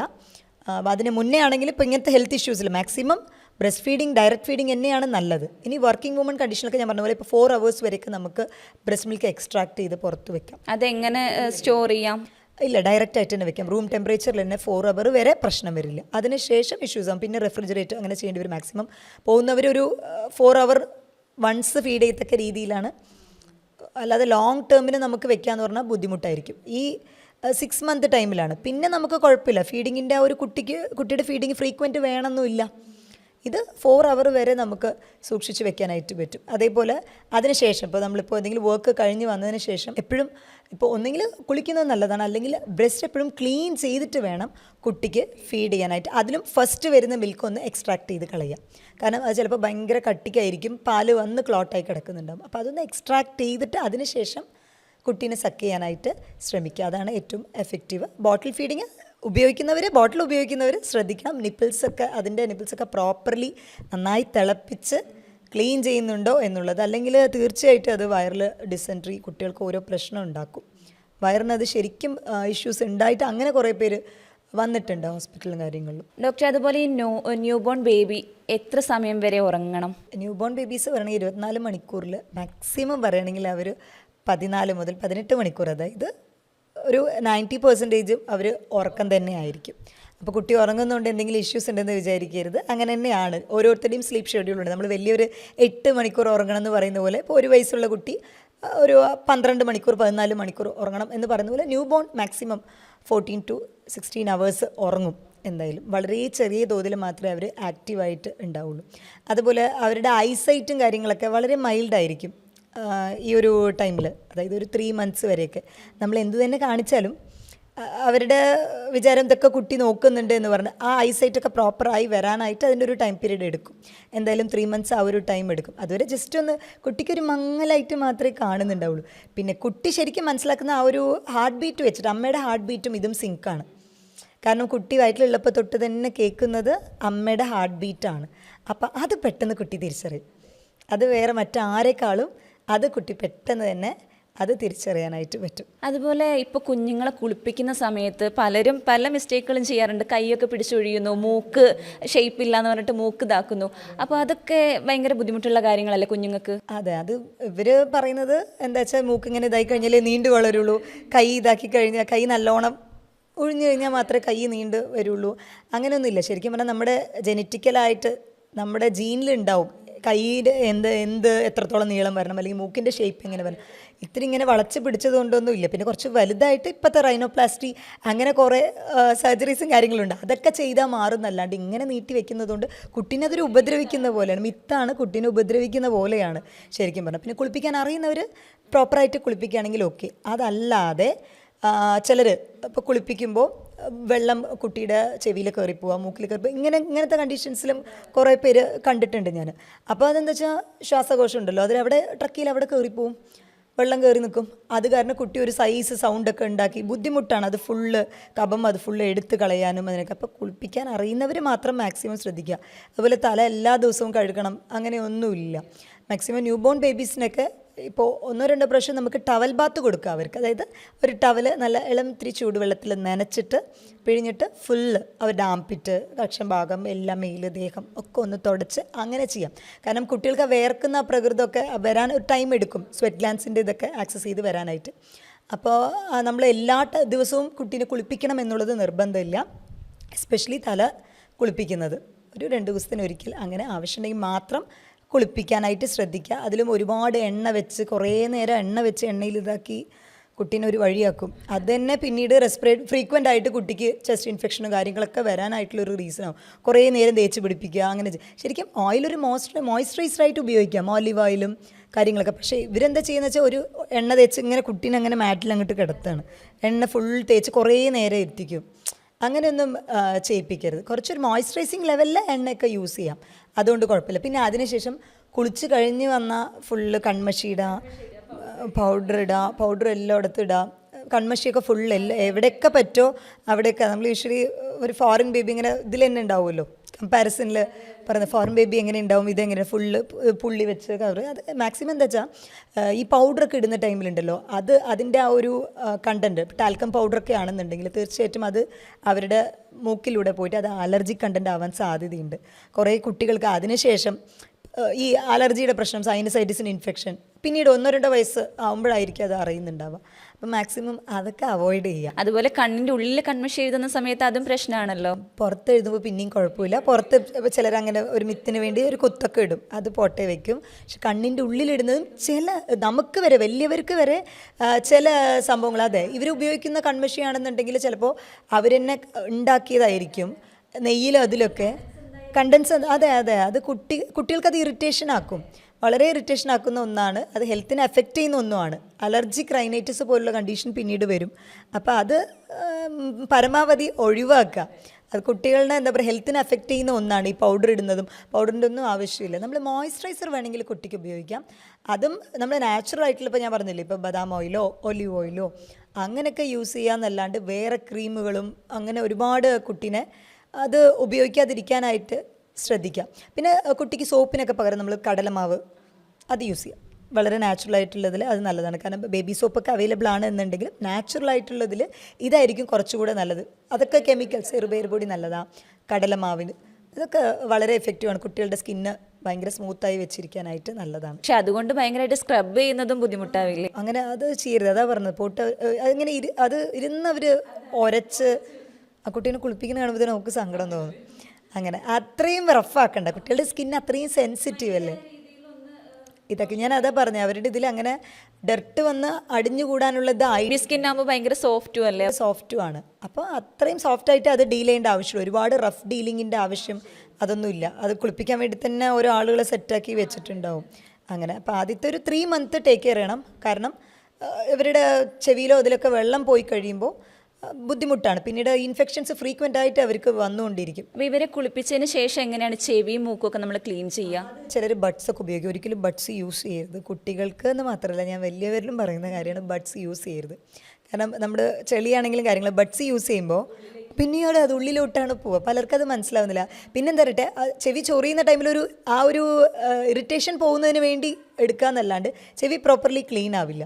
അത് തോർത്തുകൊണ്ടൊക്കെ ഇപ്പോൾ നോർമലി പുറത്തുള്ള ലെയറിലുള്ളത് ഒന്ന് ഇങ്ങനെ എടുക്കാം, അത് കുഴപ്പമില്ല. നോർമൽ ക്ലോത്ത്സ് ഇല്ലേ, ക്ലോത്ത് ഉപയോഗിക്കാം. അതല്ലാണ്ട് ഈ ബഡ്സ് ചിലർക്കത് അങ്ങനെ പോവും. പ്രോപ്പറായിട്ടുള്ള ബഡ്സ് അല്ല എന്നുണ്ടെങ്കിൽ ആ കോട്ടൺ പീസ് അങ്ങനെ സ്റ്റക്കായി നിൽക്കും. അങ്ങനത്തെ ഇഷ്യൂസും ഉണ്ട്. അപ്പോൾ പിന്നെ ചിലർ ചെവി വേദനയായിരിക്കും എന്ന് പറഞ്ഞ് ചെവിയിൽ എണ്ണ ഒഴിക്കണവരുണ്ട്. കുട്ടികൾക്ക് ചെവിയിൽ എണ്ണ ഒഴിക്കുക, അവിടെ ഒരിക്കലും എണ്ണ, വെള്ളം ഇതൊന്നും തന്നെ ഇതിലും കുട്ടികളുടെ ഏത് ഹോൾസിലും ഇതുപോലെ ചെവിയോ മൂക്കിലോ അങ്ങനെയൊന്നും എത്തിച്ച് കൊടുക്കരുത്. അത് ശ്രദ്ധിക്കണം. അത് പിന്നീട് അവർക്ക് ഫ്രീക്വൻ്റ്ലി ഇൻഫെക്ഷൻ വരാനായിട്ടുള്ളൊരു കാരണമായിട്ട് മാറും. പിന്നീട് അഡിനോയിഡൊക്കെ വരും. അങ്ങനെ വന്നു കഴിയുമ്പോഴും ഫ്രീക്വൻ്റ് ആയിട്ട് കുട്ടിയുടെ ഇമ്മ്യൂണിറ്റി എഫക്റ്റ് ചെയ്യും. അപ്പോൾ അത് പരമാവധി ശ്രദ്ധിക്കുക.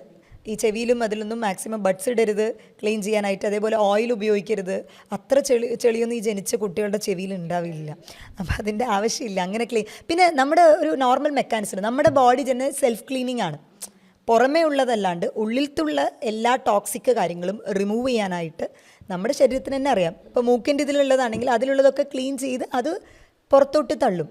അപ്പം നമ്മൾ ജസ്റ്റ് ഒന്ന് പുറത്ത് വാഷ് ചെയ്ത് കൊടുത്താൽ മതി. അങ്ങനെ ചെയ്യാം. അല്ലാതെ ഉള്ളിൽ ഡീപ്പായിട്ട് ക്ലീൻ ചെയ്യണമെന്ന് ഒരു ആവശ്യമില്ല.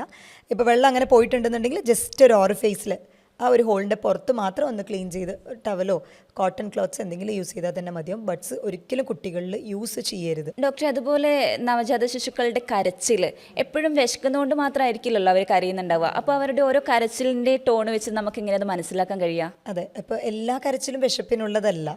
നമ്മളിപ്പോൾ ചിലപ്പോൾ ഫീഡ് ചെയ്ത് കഴിഞ്ഞാലും പിന്നെയും കുട്ടി കരയുന്നുണ്ട്. അപ്പോൾ ചില സമയത്ത് ഇപ്പോൾ കൈ കുട്ടി ചെവിയുടെ അടുത്ത് തന്നെ പോകുന്നുണ്ടാവും. ചിലപ്പോൾ അത് ചെവി വേദനിച്ചിട്ടായിരിക്കും അത് അങ്ങനത്തെ ഒരു കരച്ചിലുണ്ടാവും. അപ്പോൾ അവരുടെ കൈയുടെ പൊസിഷനും അല്ലെങ്കിൽ കാലുകൾ മടക്കിയിട്ട് ഇങ്ങനെ വയറിനോട് അമർത്തി പിടിച്ചിട്ട് അങ്ങനെയാണ് ആക്കുന്നതെന്നുണ്ടെങ്കിൽ വയറ് വേദന കൊണ്ട് ചിലപ്പോൾ കരയുന്നതാണ് എന്നുള്ളതിൻ്റെ സിഗ്നൽ. അപ്പോൾ നമുക്ക് തൊട്ട് നോക്കുമ്പോഴാണെങ്കിൽ അറിയാം ചിലപ്പോൾ വയറ് കല്ലിച്ചിട്ടുണ്ടാവും, ഗ്യാസ് കയറിയിട്ടുണ്ടാവും കുട്ടിക്ക്. ഇപ്പോൾ നമ്മൾ കഴിക്കുന്ന ഫുഡും എല്ലാം കുട്ടീനെ എഫക്റ്റ് ചെയ്യുന്നുണ്ടാവും. അപ്പോൾ അത് കാരണമുള്ള ഇഷ്യൂസാണ് ഈ വയറ് വേദന കൊണ്ട് വരുന്നുണ്ടാവും. അപ്പോൾ ഗ്യാസ് കയറിയിട്ടോ ഗ്യാസ് പോവാഞ്ഞിട്ടായിരിക്കും, മോഷൻ പാസ് ചെയ്യാതിരിക്കുക. അപ്പോൾ അങ്ങനെ അവർ കാല് മടക്കിയിട്ടായിരിക്കും ആ സമയത്ത് അങ്ങനെ കരയുന്നുണ്ടാവുക. വയറോട് എന്തെങ്കിലും പ്രശ്നം ഉണ്ടെന്നുണ്ടെങ്കിൽ. പിന്നെ കുട്ടികൾക്ക് വരാൻ സാധ്യതയുള്ള ഈ ചെവി വേദനയാണ് കൂടുതൽ. അപ്പോൾ ചെവി വേദന സമയത്ത് അവർ കൈ അങ്ങോട്ടേക്ക് കൊണ്ടുപോകും മാക്സിമം. അങ്ങനെയാണ് കുട്ടി കരയുന്നുണ്ടാവുക. അപ്പോൾ നമുക്ക് നോക്കിക്കഴിഞ്ഞാൽ തന്നെ അറിയാം വയറ് കല്ലിച്ചിട്ടുണ്ട് എന്നുണ്ടെങ്കിൽ 2 റീസൺസാണ് മാക്സിമം. ഈ വയറിൻ്റെ പ്രശ്നം മോഷൻ പ്രോപ്പർലി പാസ് ചെയ്യാത്തതും പിന്നെ ചെവി വേദന അങ്ങനെ വരുമ്പോഴാണ് കുട്ടി കരയുന്നുണ്ട്. പിന്നെ പനി വരുമ്പോൾ അതൊക്കെ ഫ്രീക്വൻ്റ് ആയിട്ട് കരയുന്നുണ്ട്. പനി പക്ഷേ ജനിച്ച കുട്ടികളിൽ അങ്ങനെ പനി വരാനുള്ള സാധ്യത കുറവാണ്. കാരണം എന്താ വെച്ചാൽ നമ്മുടെ അമ്മയുടെ ആ ഒരു മുലപ്പാലിൽ നിന്ന് കിട്ടുന്ന ഇമ്മ്യൂണിറ്റി കുട്ടിക്കുണ്ട്. അതുകൊണ്ട് നമ്മൾ വാക്സിനേഷനോ അങ്ങനെ എന്തെങ്കിലും കുത്തിവയ്പ്പ് ചെയ്യുമ്പോഴാണ് കുട്ടിക്ക് പിന്നെയും പനി വരിക. ആ സമയത്ത് കുട്ടി നല്ല കരച്ചിലുണ്ടാവും. അതല്ലാതെ പനിയായിട്ട് വരാനുള്ള സാധ്യതകൾ വളരെ കുറവാണ്. മാക്സിമം വയറിൻ്റെ വേദന വരാൻ ചാൻസ് ഉണ്ട്. അതേപോലെ തന്നെ ചെവി വേദന അങ്ങനത്തെ ഇഷ്യൂസ് വരാൻ ചാൻസ് ഉണ്ട്. അപ്പോൾ അത് വെച്ച് നമുക്ക് കരച്ചിൽ പിന്നെ നിൽക്കാതെ ഫീഡ് ചെയ്തിട്ട് നിൽക്കുന്നില്ല എന്നുണ്ടെങ്കിൽ തീർച്ചയായിട്ടും കുട്ടിക്ക് എന്തോ ഒരു ഡിസ്കംഫേർട്ട് ഉണ്ട്. ഒന്നെങ്കിൽ ഇപ്പോൾ എന്തെങ്കിലും കടിച്ചിട്ടുണ്ടാവാം എവിടെയെങ്കിലും. അത് നമുക്ക് കറക്റ്റ് നോക്കിക്കഴിഞ്ഞാൽ മനസ്സിലാവും. അപ്പോൾ ഫീഡ് ചെയ്ത് കഴിഞ്ഞിട്ടും കുട്ടി കരയുന്നുണ്ട്, അതുപോലെ കാലുള്ളിലോട്ടൊക്കെ വലിക്കുന്നുണ്ടെന്നുണ്ടെങ്കിൽ വയറുവേദന, ഇല്ല ചെവിയുടെ അവിടേക്ക് കൈ പോകുന്നുണ്ട് എന്നുണ്ടെങ്കിൽ അത് ചെവി വേദനയുമായിട്ട് ബന്ധപ്പെട്ടിട്ടുള്ളതാണ്. അപ്പോൾ അതിനനുസരിച്ച് പ്രോപ്പർ ട്രീറ്റ്മെൻറ്റ് എടുക്കുക. എന്തെങ്കിലും ചെവിൻ്റെ ഉള്ളിൽ പോയിട്ടുണ്ടാവാൻ ചിലപ്പോൾ പ്രോപ്പർ ഡോക്ടറെ തന്നെ ഫിസിഷ്യനെ തന്നെ കൺസൾട്ട് ചെയ്തിട്ട് നമ്മൾ ട്രീറ്റ്മെൻറ്റ് എടുക്കേണ്ടതാണ്. ഡോക്ടറെ, അതുപോലെ തന്നെ കുഞ്ഞിന് പാല് കൊടുക്കുന്ന സമയത്ത് ചില അമ്മമാരിങ്ങനെ ഫോൺ സ്ക്രോൾ ചെയ്തുകൊണ്ടൊക്കെ പാല് കൊടുക്കാറുണ്ട്. അപ്പോൾ അത് കുഞ്ഞിൻ്റെ ആരോഗ്യത്തിനോ അല്ലെങ്കിൽ അമ്മയ്ക്ക് കുഞ്ഞുമായുള്ള ബന്ധത്തിനോ അത് ബാധിക്കാനുള്ള സാധ്യതയുണ്ടോ? തീർച്ചയായിട്ടും അത് എഫക്റ്റ് ചെയ്യും. ആ ബോണ്ടിങ് കുറയും.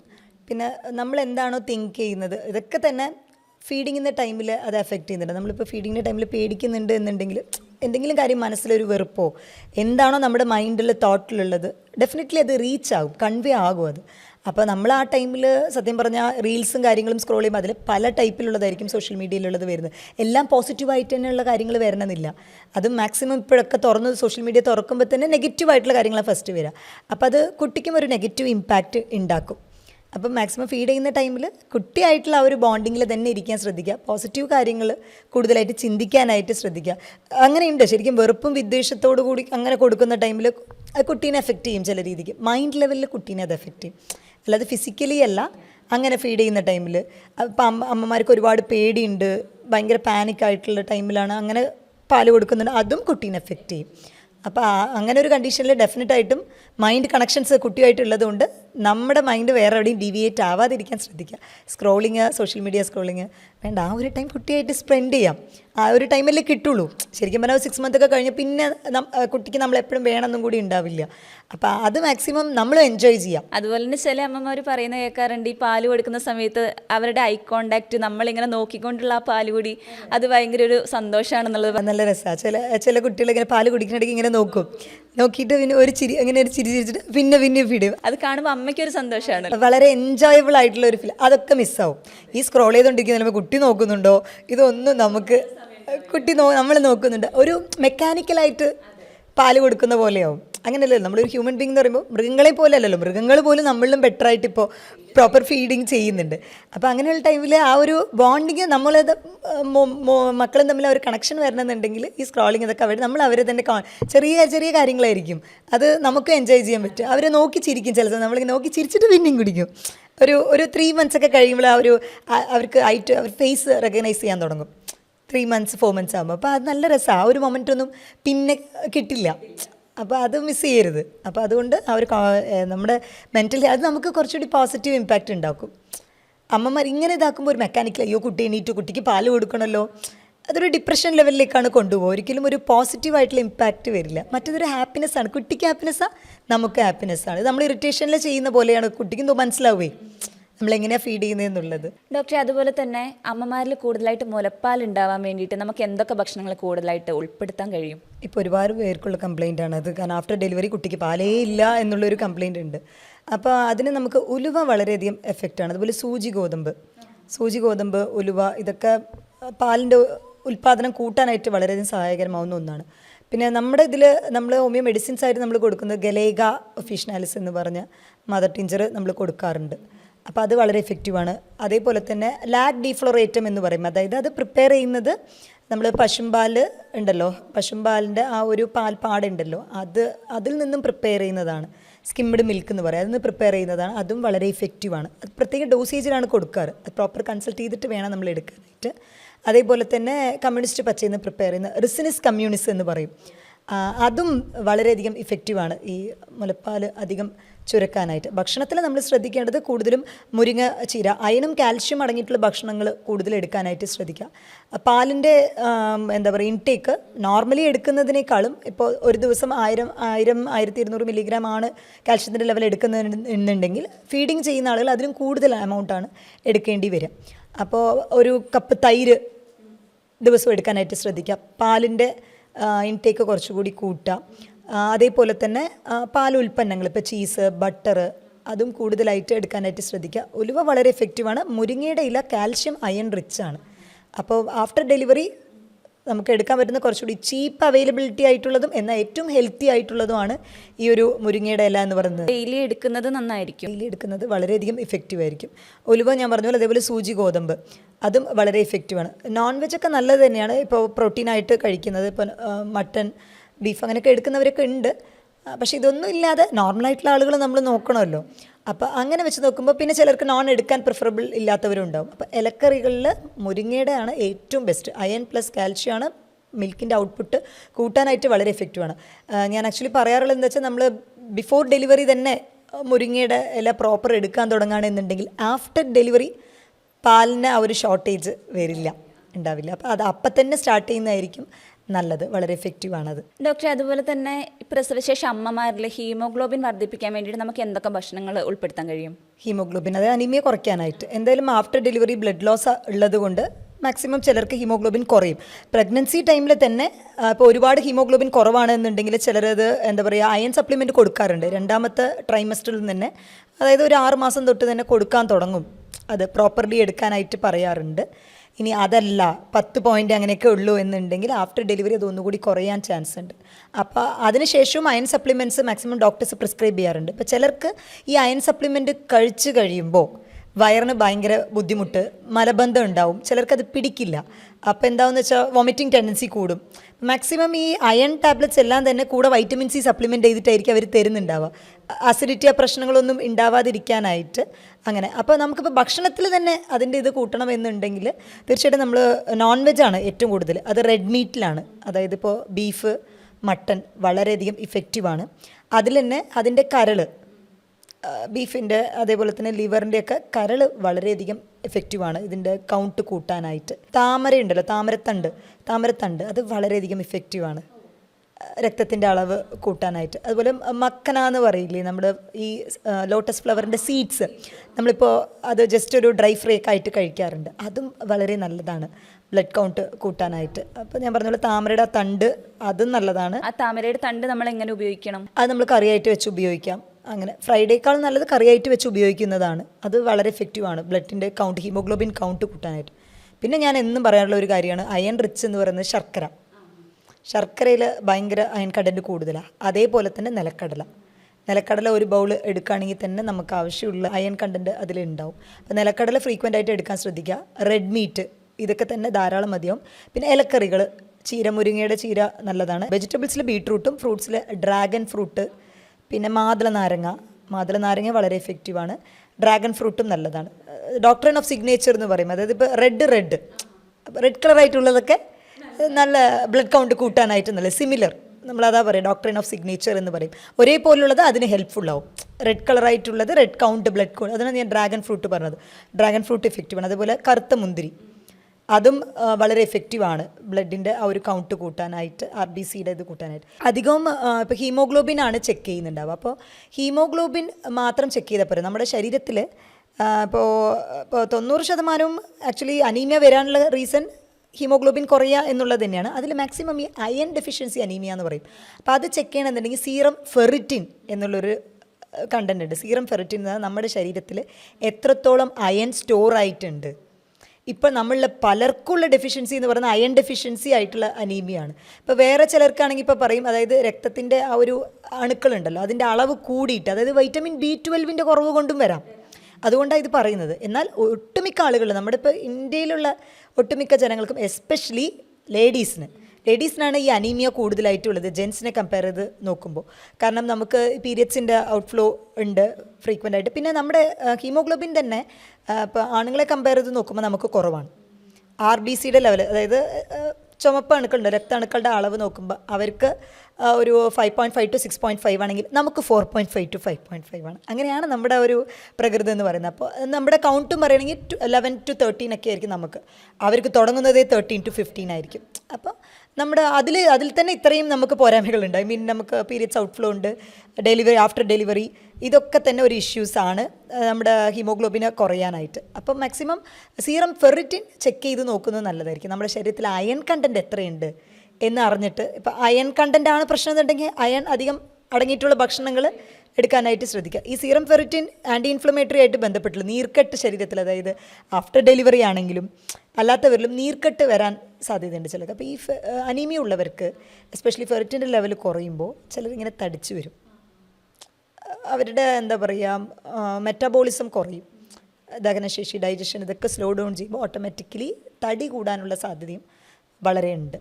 സീറം ഫെറിറ്റിൻ ലെവൽ ചെക്ക് ചെയ്ത് നോക്കുന്നത് നല്ലതായിരിക്കും. ഹീമോഗ്ലോബിൻ കൂട്ടാൻ ഇത്രയും ഞാൻ പറഞ്ഞ പോലെ ഡോക്ട്രിൻ ഓഫ് സിഗ്നേച്ചർ എന്ന് പറഞ്ഞ പോലെ സിമിലർ ആയിട്ടുള്ളത്. ഇപ്പോൾ റെഡ് ഫുഡുകളെല്ലാം തന്നെ ഓൾമോസ്റ്റ് നമുക്ക് കൗണ്ട് കൂട്ടാൻ ഹെൽപ്ഫുൾ. അതുകൊണ്ട് തന്നെ ഈ കരളും പറയുന്നത്, കാരണം കരളിലാണ് കൂടുതലും റെഡ് ബ്ലഡ് സെൽസിൻ്റെ സ്റ്റോറേജും കാര്യങ്ങളൊക്കെ വരുന്നത്. ലിവർ വളരെ എഫക്റ്റീവാണ്. അതുപോലെ അതിൻ്റെ തന്നെ സ്പ്ലീൻ എന്ന് പറയും. ഈ ആടിൻ്റെ തന്നെ മട്ടനിലുള്ള അതിൽ സ്പ്ലീൻ എന്ന് പറയുന്ന ഒരു സംഭവമുണ്ട്. പ്ലീഹ സംതിങ് അങ്ങനെയാണ് പറയുക മലയാളത്തിൽ. അതിൽ തമിഴിലൊക്കെ സെവ് റൊട്ടി എന്ന് പറയും.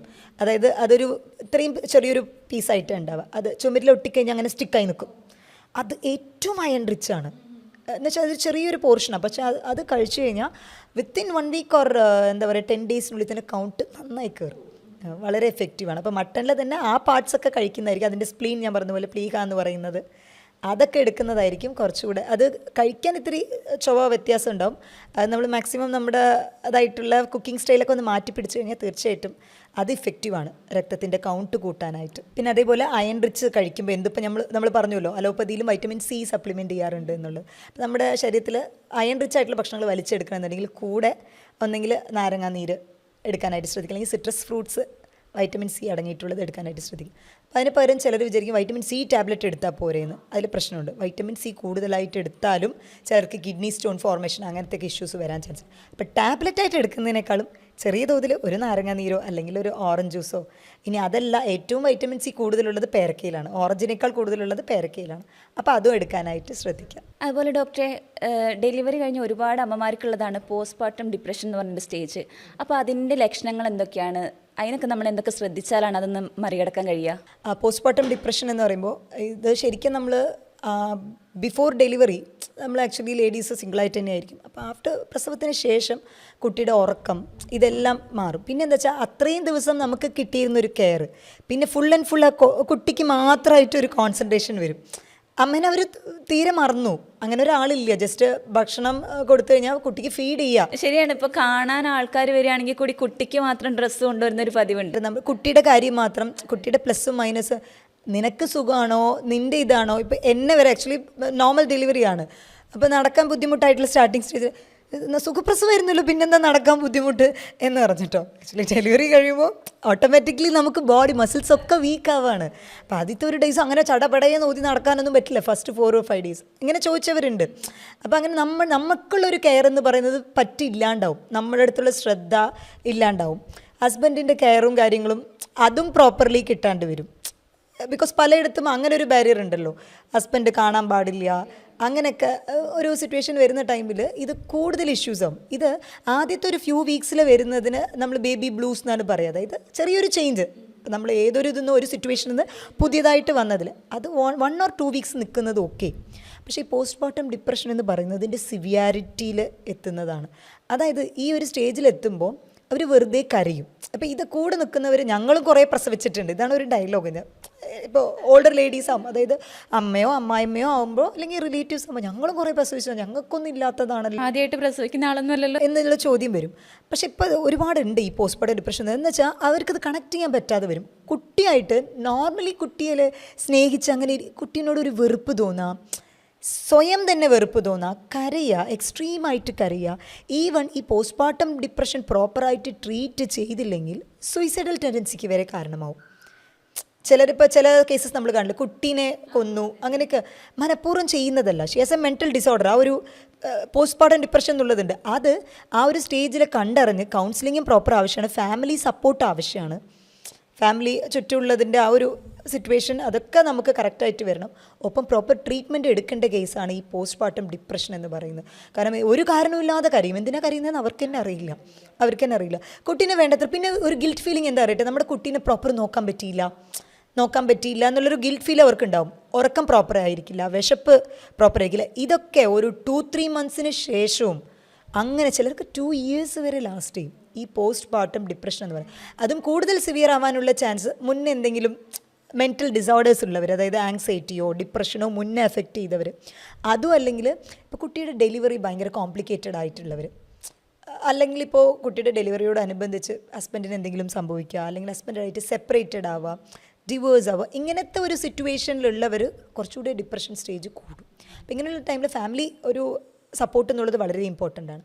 പിന്നെ ഞാൻ പറഞ്ഞല്ലോ, അതായത് ആഫ്റ്റർ ഡെലിവറി ശരിക്കും ഹസ്ബൻഡ് കെയർ വളരെ ഇമ്പോർട്ടൻ്റ് ആണ്. ടു ബി ഫ്രാങ്ക്, ഇപ്പോൾ ഡെലിവറി ടൈമിൽ പോലും അതുകൊണ്ടാണ് ഹസ്ബൻഡ് ആ ഒരു സാന്നിധ്യം വളരെയധികം ആവശ്യമുള്ളത് കൊണ്ടാണ് ആ ഡെലിവറി ടൈമിൽ ഹസ്ബൻഡിനെ അലോ ചെയ്യുന്നത്. ഫോറിൻ കൺട്രീസിൽ അലോ ചെയ്യുന്നത്. ഇപ്പം നമ്മുടെ ഇവിടെയും കുറേ സിറ്റീസിലൊക്കെ തന്നെ ഹസ്ബൻഡ് ആ ഒരു പെയിന് സിവിയർ ആകുമ്പോൾ ഉള്ളിൽ അലോ ചെയ്യുന്നത്. കാരണം ഇതിൻ്റെ മെയിൻ റീസൺ എന്താ പറയുന്നത്, എല്ലാ പാരൻസൊക്കെ എല്ലാവരും നമുക്ക് ഇഷ്ടമാണല്ല, ബട്ട് സ്റ്റിൽ ഹസ്ബൻഡിനോടുള്ള ഒരു അഫെക്ഷൻ എന്ന് പറയുന്നത് ഇറ്റ്സ് ഡിഫറെൻറ്റ്. അപ്പോൾ നമുക്ക് ഓക്സിറ്റോസിൻ എന്ന് പറയുന്ന ഒരു ഹോർമോൺ ഉണ്ട്. ഓക്സിറ്റോസിൻ എന്ന് പറയുന്ന ഹോർമോൺ ലവ് ഹോർമോണാണ്. ഈ ലവ് ഹോർമോണാണ് ആക്ച്വലി ബ്രസ്റ്റ് ഫീഡിങ്ങിൻ്റെ ടൈമിൽ നമുക്ക് പമ്പ് ചെയ്യാൻ ഹെൽപ്പ് ചെയ്യുന്നത്. ഈവൻ ഡെലിവറിക്ക് ആ ഒരു പെയിൻ സിവിയറായിട്ട് വന്ന് യൂട്രസിനെ കോൺട്രാക്ട് ചെയ്യാൻ ഹെൽപ്പ് ചെയ്യുന്നത് ഒക്കെ ഈ ഓക്സിറ്റോസിനാണ്. ഈ ലവ് ഹോർമോണാണ് ഇതിൻ്റെ. സോ ഇത് നമുക്ക് ഹസ്ബൻഡ് കൂടെ ആയിരിക്കും നമ്മൾ ഈ ഒരു കൂടുതൽ ഈ ഓക്സിറ്റോസിൻ ഹോർമോൺ കൂടുതലായിട്ടും ഇൻറ്റിമേറ്റ് ആയിട്ട് ഉണ്ടായിട്ടുണ്ടാവും. അപ്പോൾ ആ ഒരു ടൈമിൽ ആ ഒരു സപ്പോർട്ടുള്ള സമയത്ത് ഡെഫിനറ്റ്ലി അതും സ്റ്റിമുലേറ്റ് ചെയ്യും. നമുക്ക് നല്ലത് എന്താ പറയുക, നമ്മുടെ സ്ട്രെസ്സ് റിലീവ് ആകും. വളരെയധികം ഹെൽപ്ഫുൾ ആവുന്ന ഒരു കാര്യമാണ് ഡ്യൂറിങ് ഡെലിവറിയും അതേപോലെ ആഫ്റ്റർ ഡെലിവറി. ചിലപ്പോൾ ചില വീട്ടിലതൊരു കസ്റ്റംസ് ആയിട്ട് ഉണ്ടാവും 3 മാസത്തേക്ക്, അല്ലെങ്കിൽ അങ്ങനെ ഹസ്ബൻഡിനെ അടുത്തേക്ക് തന്നെ വീട്ടിൽ കാണാൻ പാടില്ല. മേ ബി അവർ നെക്സ്റ്റ് ഡെലിവറി പേടിച്ചിട്ടായിരിക്കാം ഉടനെ തന്നെ മേ ബി അവർ കോൺടാക്റ്റിലായി കഴിഞ്ഞാൽ അടുത്ത പ്രഗ്നൻസി. പക്ഷേ ഇപ്പോൾ പണ്ടത്തെ കാലത്ത് അങ്ങനെ പോലെ അവയർനെസ് ഇല്ലാത്തവരല്ല. എല്ലാവരും ഇപ്പോൾ വെൽ പ്ലാൻഡ് ആണ്. ഒരു ബേബി ആയിക്കഴിഞ്ഞാൽ എത്ര ഗ്യാപ്പിൽ അടുത്തത് വേണം. മേ ബി ആക്സിഡൻ്റൽ പ്രഗ്നൻസീസ് ഉണ്ട്, ഇല്ലയെന്ന് ഞാൻ പറയുന്നില്ല. എന്നാലും മേജർ ആയിട്ട് അതിനെക്കുറിച്ചൊരു അവബോധം ഉണ്ട് എല്ലാവർക്കും. അപ്പോൾ ഈ ഒരു ടൈമിൽ സത്യം പറഞ്ഞാൽ ആ ഒരു ബോണ്ടിങ് ഉണ്ടെങ്കിൽ ഇപ്പോൾ ഹസ്ബൻഡ് സപ്പോർട്ടും, ഇപ്പോൾ ഹസ്ബൻഡിനാണെങ്കിലും കുട്ടീനെ കാണണം എന്നൊക്കെ ഉണ്ടാവും. അപ്പോൾ പല വീടുകളിൽ എന്താ വെച്ചാൽ കുട്ടികളെ മീൻസ് അമ്മയും കുട്ടികളുടെ അടുത്ത് ഹസ്ബൻഡ് നിർത്തില്ല. രാത്രി അവർ ഹോൾട്ട് ചെയ്യാൻ പാടില്ല, വന്നാൽ തന്നെ ഉടനെ പെട്ടെന്ന് പോകണം അങ്ങനെ. അപ്പോൾ ഇത് ശരിക്കും അത്രയും കാലം നമ്മൾ ഹസ്ബൻഡും വൈഫും ആ ഒരു റിലേഷൻഷിപ്പിൽ ഇരുന്നിട്ട് ഇത് ശരിക്കും സെപ്പറേറ്റഡ് ആയ ഒരു അവസ്ഥയാവും. മൈൻഡ് ലെവലിൽ ഒരുപാട് അകന്നു പോകുന്ന പോലെ ആവും. ഇത് തന്നെ പല റിലേഷൻഷിപ്പ് ബ്രേക്കപ്പ് ആവാനുള്ളൊരു റീസൺ ആയിട്ട് മാറും. പല ഇല്ലീഗൽ റിലേഷൻഷിപ്പിന് വഴിവെക്കാൻ ഇതും ഒരു കാരണമായി മാറിയേക്കാം. അതുകൊണ്ട് അത് മാക്സിമം അവോയ്ഡ് ചെയ്യുന്നതാണ് നല്ലത്. കാരണം ഈ ടൈമിൽ ഹസ്ബൻഡും വൈഫും ഇൻറ്റിമേറ്റ് ആയിട്ട് ഇരിക്കുന്നത് വളരെയധികം നല്ലതാണ്. കാരണം കുറേ പോസിറ്റീവായിട്ടുള്ള നമുക്ക് ആ ഒരു ഹോർമോൺസ്, ഹാപ്പി ഹോർമോൺസ് ഉണ്ടാവാൻ വളരെയധികം ഹെൽപ്ഫുള്ളാണ്. അപ്പോൾ അത് ഡോപ്പമിൻ്റെ ലെവലും കൂട്ടും. കുറച്ചുകൂടി ബേബീനെ നമുക്ക് ഹെൽത്തി ആയിട്ട് നോക്കാൻ പറ്റും. ഈ PPD പോലുള്ള പോസ്റ്റ്പാർട്ടം ഡിപ്രഷൻസ്, ബേബി ബ്ലൂ, കാരണം മറ്റാര് പറയുന്നതിനേക്കാൾ ഹസ്ബൻഡ് കൂടെ നിന്ന് അത് പറയുമ്പോൾ ആ കെയറിൻ്റെ എഫെക്ഷൻ വേറെയാണ്. അപ്പോൾ അങ്ങനെ ഒരു എന്താ പറയുക സിറ്റുവേഷനും കൂടെ നമ്മുടെ സൊസൈറ്റി കുറച്ചുകൂടെ ഒന്ന് മാറ്റി ചിന്തിക്കുകയാണെങ്കിൽ, കുറച്ചുകൂടി ഫോർവേഡായിട്ട് ചിന്തിക്കുകയാണെങ്കിൽ തീർച്ചയായിട്ടും ഈ ഒരു ലേഡീസിൽ വരുന്ന പോസ്റ്റ്പാർട്ടം ഡിപ്രഷനും അത് കാരണം ഈ പോസ്റ്റ്പാർട്ടം ഡിപ്രഷൻ ലേഡീസിന് മാത്രമല്ല, അതുമായിട്ട് വളർന്നു വരുന്ന കുട്ടീനെയും എഫക്റ്റ് ചെയ്യും. കാരണം ഒരു ബന്ധമില്ലാണ്ട് ചിലപ്പോൾ കുട്ടികളെ ഇവർ തല്ലും. കുറച്ച് കഴിയുമ്പോൾ 6 months ആ ഒരു ബോണ്ടിങ് ഉണ്ടാവില്ല. അപ്പോൾ അവരും എന്താ വെച്ചാൽ ഇങ്ങനെ റേസ് ചെയ്യുന്ന ഒരു കുട്ടി, ഇങ്ങനെ ഒരു മെൻ്റൽ കണ്ടീഷനോടുകൂടി റേസ് ആകുന്ന ഒരു കുട്ടി, അവർക്കും അവരുടെ ഭാവി എഫക്റ്റ് ആവും. അപ്പോൾ ഇത് പെരുമാറ്റങ്ങളിലൊക്കെ വ്യത്യാസം വരും. കാരണം അമ്മയുടെ ബിഹേവിയർ അവരിങ്ങനെയാണ് കണ്ടുപിടിക്കുന്നത്. അമ്മ അത് വേണം വെച്ച് ചെയ്യുന്നതല്ല. അപ്പോൾ അതുകൊണ്ട് അത് ട്രീറ്റ്മെൻറ്റ് എടുക്കണം. ഒന്ന് പ്രോപ്പർ കൗൺസിലിംഗ് വേണം. പിന്നെ മറ്റൊന്ന് നമുക്ക് ഹസ്ബൻഡ് സപ്പോർട്ട് എന്നുള്ളത് വളരെയധികം ഇമ്പോർട്ടൻറ്റ്. ഫാമിലി സപ്പോർട്ടും ഇമ്പോർട്ടൻ്റ് ആണ്. കാരണം ഇപ്പോൾ കുട്ടിയുടെ ഉറക്കത്തിൻ്റെ ഒരു ഷെഡ്യൂളൊക്കെ മാറും. ഇപ്പോൾ ചില കുട്ടികൾ രാത്രി ഉറങ്ങും, ചില കുട്ടികൾ രാത്രി ഫുൾ ഉണർന്നിരിക്കും. അപ്പം നമ്മളും ഓട്ടോമാറ്റിക്കലി ഉണർന്നിരിക്കേണ്ടി വരും. പിന്നെ ഇതും ചെയ്ത് രാവിലെ വർക്കും എല്ലാം പോസിബിൾ അല്ല. ഹ്യൂമൻ ബീയിങ് അല്ലേ അറ്റ് ലാസ്റ്റ്. അപ്പോൾ അതൊക്കെ ചെയ്യുമ്പോഴാണ് ഈ പോസ്റ്റ്പാർട്ടം ഡിപ്രഷൻ വരുന്നത് കേട്ടോ. അതും കൂടെ സ്ട്രെസ്ഫുൾ ആവുക എല്ലാം നമ്മൾ, അതായത് ലേഡീസിനെ സംബന്ധിച്ചിടത്തോളം ഒരു സംഭവമുണ്ട്. നമ്മൾ പെർഫെക്റ്റ് മോം ആവണമെന്ന് വിചാരിക്കും, പെർഫെക്റ്റ് വൈഫ് ആവണമെന്ന് വിചാരിക്കും, പെർഫെക്റ്റ് ആയിട്ടുള്ള ഡോട്ടർ ഇൻ ലോ, നല്ലൊരു മരുമോളാണ്, നല്ല മകളാണ്, എല്ലാത്തിലും നല്ല സ്റ്റേജായിട്ട് നിന്ന് കഴിഞ്ഞാൽ പറ്റില്ല, പോസിബിൾ അല്ല. അപ്പോൾ ചിലതൊക്കെ ഒന്ന് കോംപ്രമൈസ് ചെയ്യാം. വീട് ഇത്തിരി വൃത്തിയായിട്ട് കിടന്നില്ലെങ്കിലും കുഴപ്പമില്ല. ഇതാണ് നമ്മുടെ ഹെൽത്ത് കണ്ടീഷൻ, ഇത്രയ്ക്കേ നമ്മളെ കൊണ്ട് പറ്റുള്ളൂ. അടുത്തത് ഓക്കെ, അങ്ങനെ ഒരു ദിവസം ഇത് ചെയ്തില്ലെങ്കിൽ ഓക്കെ. അങ്ങനെ എല്ലാ ലെവലിലും നമ്മൾ പെർഫെക്ഷൻ നോക്കിക്കഴിഞ്ഞാൽ കോംപ്രമൈസ് ചെയ്യാം. എല്ലാ ലെവലിലും പെർഫെക്ഷൻ നോക്കിക്കഴിഞ്ഞാൽ നമ്മുടെ മെൻ്റൽ ഹെൽത്തിൻ്റെ ഇംപെർഫെക്ഷൻസ് കൂടി വരും. അപ്പോൾ അതൊന്ന് ശ്രദ്ധിക്കേണ്ടതായിട്ടുണ്ട്. അപ്പോൾ പോസ്റ്റ്പാർട്ടം ഡിപ്രഷൻ ശരിക്കും ട്രീറ്റ് ചെയ്യേണ്ട ഒരു കാര്യമാണ്. അല്ലെങ്കിൽ അത് സിവിയർ സ്റ്റേജിലെത്തും. പ്രോപ്പറായിട്ട് നോക്കി അതിൻ്റെ സിവിയാരിറ്റി എന്താണെന്ന് മനസ്സിലാക്കി ട്രീറ്റ്മെൻറ്റ് അവൈലബിൾ ആണ്. കൗൺസിലിംഗ് മാത്രമല്ല, സൈഡ് എഫക്റ്റ് ഇല്ലാത്ത ട്രീറ്റ്മെൻറ്റ് അവൈലബിൾ ആണ്. അപ്പോൾ എൻ്റെ ഒരു ഇതിൽ എന്താ വെച്ചാൽ ഒരു 40 years ആയിട്ട് ഒരു കൺസീവ് ആകാതെ നമ്മുടെ ട്രീറ്റ്മെൻറ്റ് വഴി കൺസീവ് ആയതാണ്. പക്ഷേ 40 വയസ്സിലാണ് അവർ കൺസീവ് ആയത്. ഡെലിവറി കഴിഞ്ഞു. പക്ഷേ ഡെലിവറി കഴിഞ്ഞപ്പോൾ എന്തായിന്ന് വെച്ചാൽ അവർ അത്രയും കാലം 20 വർഷമായിട്ട് കുട്ടിയാവാതെ കുട്ടീനെ കിട്ടിയതാണ്. ബട്ട് അവരിങ്ങനെ തന്നെയാണ് പറഞ്ഞത്. എന്താ വെച്ചാൽ എനിക്ക് ആ കുട്ടീനെ കാണുമ്പോഴേ ദേഷ്യമാണ്, എനിക്കതിനെ വലിച്ചെറിയാൻ തോന്നുന്നു. അവർ മനഃപൂർവ്വം പറയുന്നതല്ല. ഡോക്ടർ എനിക്ക് ഉറക്കം വരുന്നില്ല. കാരണം ഇവർ മുന്നേയും ഇവർക്ക് ഈ ഡിപ്രഷൻ ഇത് വന്നിട്ടുണ്ട് ഇഷ്യൂസ്. അപ്പം എനിക്ക് ഒരു ജോലി ചെയ്യാൻ കിട്ടുന്നില്ല, എനിക്കൊരു പാത്രം എടുത്ത് വെക്കാൻ കിട്ടുന്നില്ല, അതിനതൊന്നും വരും. ഫുൾ ടൈം കരച്ചിലാണ്. എനിക്ക് കുട്ടി പക്ഷേ പാല് കുടിക്കുന്നുണ്ട്, ഇതാക്കുന്നുണ്ട്, പക്ഷേ എനിക്ക് കുട്ടീനെ കാണുമ്പോൾ വെറുപ്പാണ്. ഇങ്ങനെയാണ് അവർ പ്രോപ്പർ ട്രീറ്റ് ചെയ്തും കൗൺസിലിംഗ് ചെയ്തിട്ടാണ് നമ്മൾ ബാക്ക് ടു നോർമൽ കൊണ്ടുവന്നത്. പക്ഷേ അത് അവരുടെ ഹസ്ബൻഡ് അത് കറക്റ്റ് ഐഡൻറ്റിഫൈ ചെയ്ത് നമ്മൾ അപ്രോച്ച് ചെയ്തു. ചിലരെങ്കിലും എന്താ പറയണ്ടാവുക, ഇത് വെറുതെ തോന്നലല്ല, അല്ലെങ്കിൽ വെറുതെ പണി ചെയ്യാതിരിക്കാൻ വേണ്ടിയിട്ടുള്ള അടവാണ്, അങ്ങനെയൊക്കെ പറയാറുണ്ട്. അവരെന്നോട് പറഞ്ഞതെന്ന് വെച്ചാൽ എനിക്ക് ചെയ്യണമെന്ന്, ഞാൻ കുറേ പണി ചെയ്തിരുന്ന ആളെ എനിക്കൊന്നും ചെയ്യാൻ പറ്റുന്നില്ല എന്നാണ്. അപ്പോൾ അങ്ങനെ ഒരു ആരെങ്കിലും ഇപ്പോൾ ആഫ്റ്റർ ഡെലിവറി അങ്ങനത്തെ ഒരു ഇഷ്യൂസ് പറയുന്നുണ്ടെന്നുണ്ടെങ്കിൽ എല്ലാം മടി കൊണ്ടായിരിക്കില്ല, ചിലപ്പോൾ ചില മെൻ്റൽ ഹെൽത്ത് എഫക്റ്റ് ആയിട്ട് ഉണ്ടാവാം. അപ്പോൾ അത് പ്രോപ്പർലി ട്രീറ്റ് ചെയ്യേണ്ടത് സപ്പോർട്ടിങ് പാർട്ട്ണർ കിട്ടേണ്ടത് ആവശ്യമാണ്. സപ്പോർട്ടിങ് പാർട്ട്ണർ മാത്രമല്ല, സപ്പോർട്ടിങ് ഫാമിലി. കുറച്ച് ഒരു വയസ്സൊക്കെ ഒന്ന് എത്തിച്ച് കഴിഞ്ഞ് പിന്നെ നിങ്ങൾ അമ്മയായാലും പിന്നെ ശാസിച്ച് കഴിയുമ്പോൾ അതൊന്നും വലിയൊരു വിഷയമില്ല. ആ ടൈമിൽ ചെറിയൊരു കാര്യം പോലും നമുക്ക് ഭയങ്കര ഹേർട്ട് ചെയ്യും, മനസ്സിനെ ഭയങ്കര ഹേർട്ട് ചെയ്യും. അത് ശരിക്കും ഹോർമോൺ ഇംബാലൻസ് വരുന്നത് കൊണ്ടുമാണ്. കാരണം എസ്ട്രോജനും പ്രൊജസ്ട്രോണിൻ്റെയും ഒരു ഇംബാലൻസ് അവിടെ വരുന്നുണ്ട്.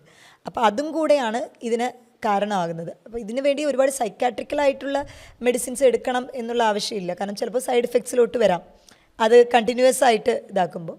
But natural remedies, natural treatment, alternative medicines നമുക്ക് നോക്കാം. അത് വളരെ എഫക്റ്റീവാണ്. അതുപോലെ ഡോക്ടറെ, മുലയൂട്ടുന്ന അമ്മമാർ ഒഴിവാക്കേണ്ട ഭക്ഷണങ്ങളും മരുന്നുകളൊക്കെ എന്തൊക്കെയാണ്? മരുന്നുകളെന്ന് പറയുമ്പോൾ നമ്മളിപ്പോൾ ആഫ്റ്റർ ഡെലിവറി യൂഷ്വലി അയണിൻ്റെ ടാബ്ലറ്റ്സും കാൽഷ്യത്തിൻ്റെ ടാബ്ലറ്റ്സും കൊടുക്കാറുണ്ട്.